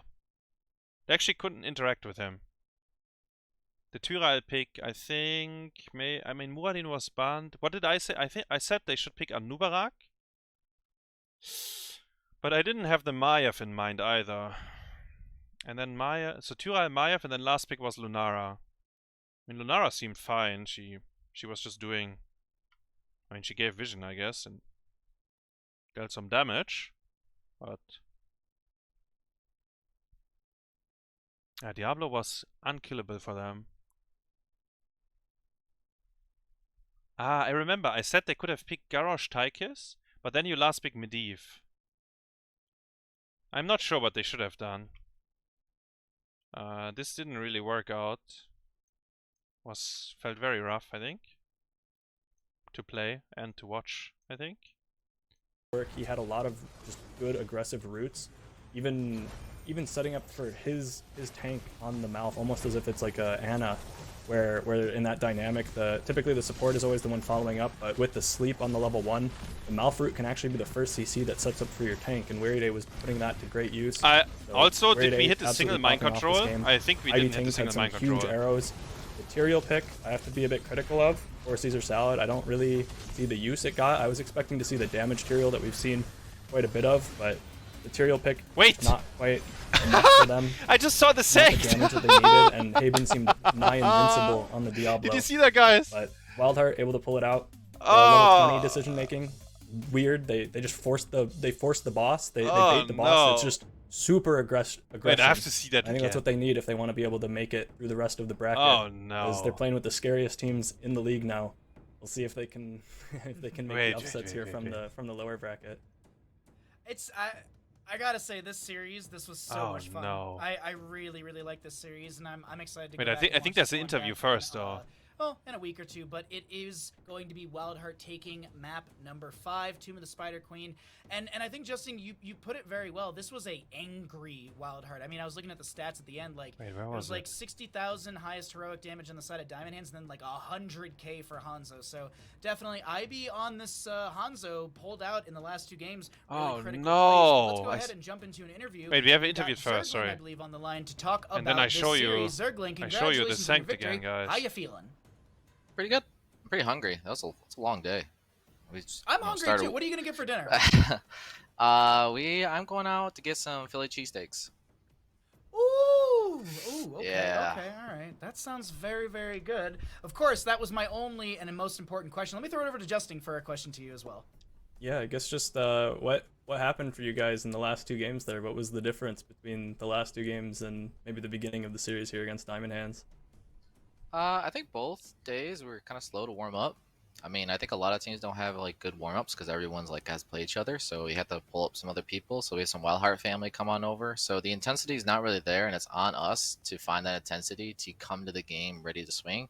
And I'm pretty sure everyone was still drinking coffee in the first game. We're like, guys, we lost again. Let's not do the whole reverse sweep thingy again. And we're like, okay, we'll win one. And then we're like, now we'll lose one. No, we'll win one. And like, okay, let's try to win this one. So I think collectively as a team, we just needed to wake up because it kind of sucked yesterday losing that last game against Oxygen yesterday. Grubby, any questions for Zergling? Certain. What are y'all's routine on the day before a match like this? Well, you were playing, but like on the day of a match like this, let's say before a match, do you like eat more, eat less? Do you guys get together, play some ARAM? How do you get into the mindset of the tournament day? So we got a lot of gamers on my team, so they're all waking up like a minute before the game warm up. For me, myself, I wake up, coffee, get going for the day. We try to come in ready for the first thing, first like warm up or whatever we're doing. We don't want to try to get ourselves burnt out too much. But pretty typical stuff. Everyone's usually waking up right in time for the games if you're on the West Coast, or if you're on the East Coast, usually people are hopefully waking up a little bit earlier to get kind of awake. Well, I do want to ask you, so tomorrow you're going to go up against Oxygen Esports. Again. Thoughts, concerns, excitement? Do you think you can take that series? I hope so. I was listening a little bit on Grubby's commentary, and he said I was feeding a little too much yesterday, so I'm going to not do that. and I'm gonna make sure that I don't feed as much, and we should win. So going into the game, I Okay. think everyone's ready to go, get that revenge on them. I felt like the first 2 games was like us waking up, feeding a little too much, and as the games got on, we kind of got a little too loosey goosey, and it led to our loss. So I'm hoping tomorrow we can take this win, have that momentum going into the next series, and we start out strong, and then we can hopefully be up against 30k. So that'd be someone new to play. So.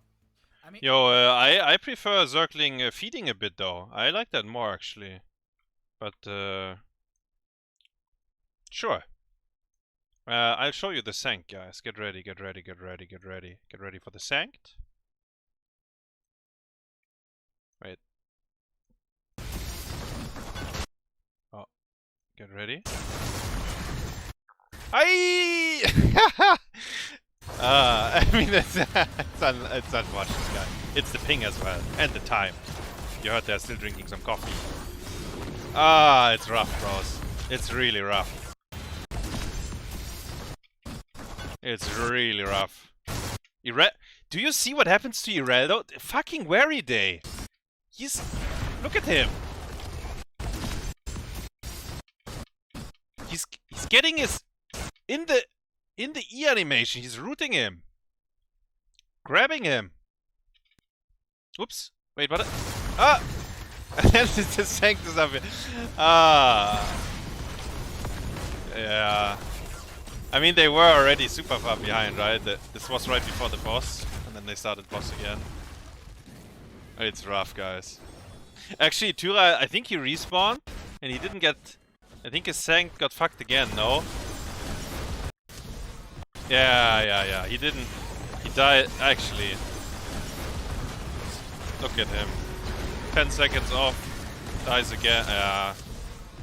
I mean, Justin said it as well, the Tura... I feel like it was... Maybe it's more... Sylvanas, Tura, and Maiev. These 3 together seem dog shit. And the Lord of Terror being absolutely unkillable, actually, for them. No one can interact with him, actually. Yeah. Seeing how the game unfolded, they couldn't do anything to HaeBin. Oh, get ready for the double bullseye. 3, 2, 1. Aye! There's the double bullseye. Irel jumped in, and he followed up on the Diablo QE. And then 3-man blaze stun as well. Yeah, I kinda like when Zergling is feeding a bit more. I want him to feed tomorrow. I'd like that. But yeah, I mean, as I said it earlier, right? Our match against them was like super close. Like, I don't know. Could have been easily their match as well to take. Kinda nice though to get a rematch. And it's getting late, guys. It's 2 AM here, so I'm calling it for tonight. I will drop the bracket link real quick for everyone. You can look it up yourself. And then tomorrow, Sunday, I mean today, whatever, it might be the very last CCL match, right? Or matches. Yeah? So loser bracket final and grand final coming up on Sunday. Starting time is 8 PM again, European time. And yeah, best of 5 and best of 7. The loser of the loser bracket is 3rd place, and then obviously grand final 1st and 2nd. Don't allow Vikings on towers. Yo, I heard that the Oxygen guys have a pretty good Vikings player. I wonder though.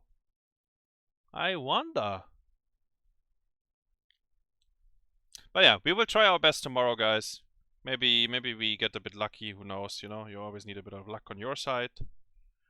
And if not, well, then we talk about that tomorrow. But yeah. That's it for tonight.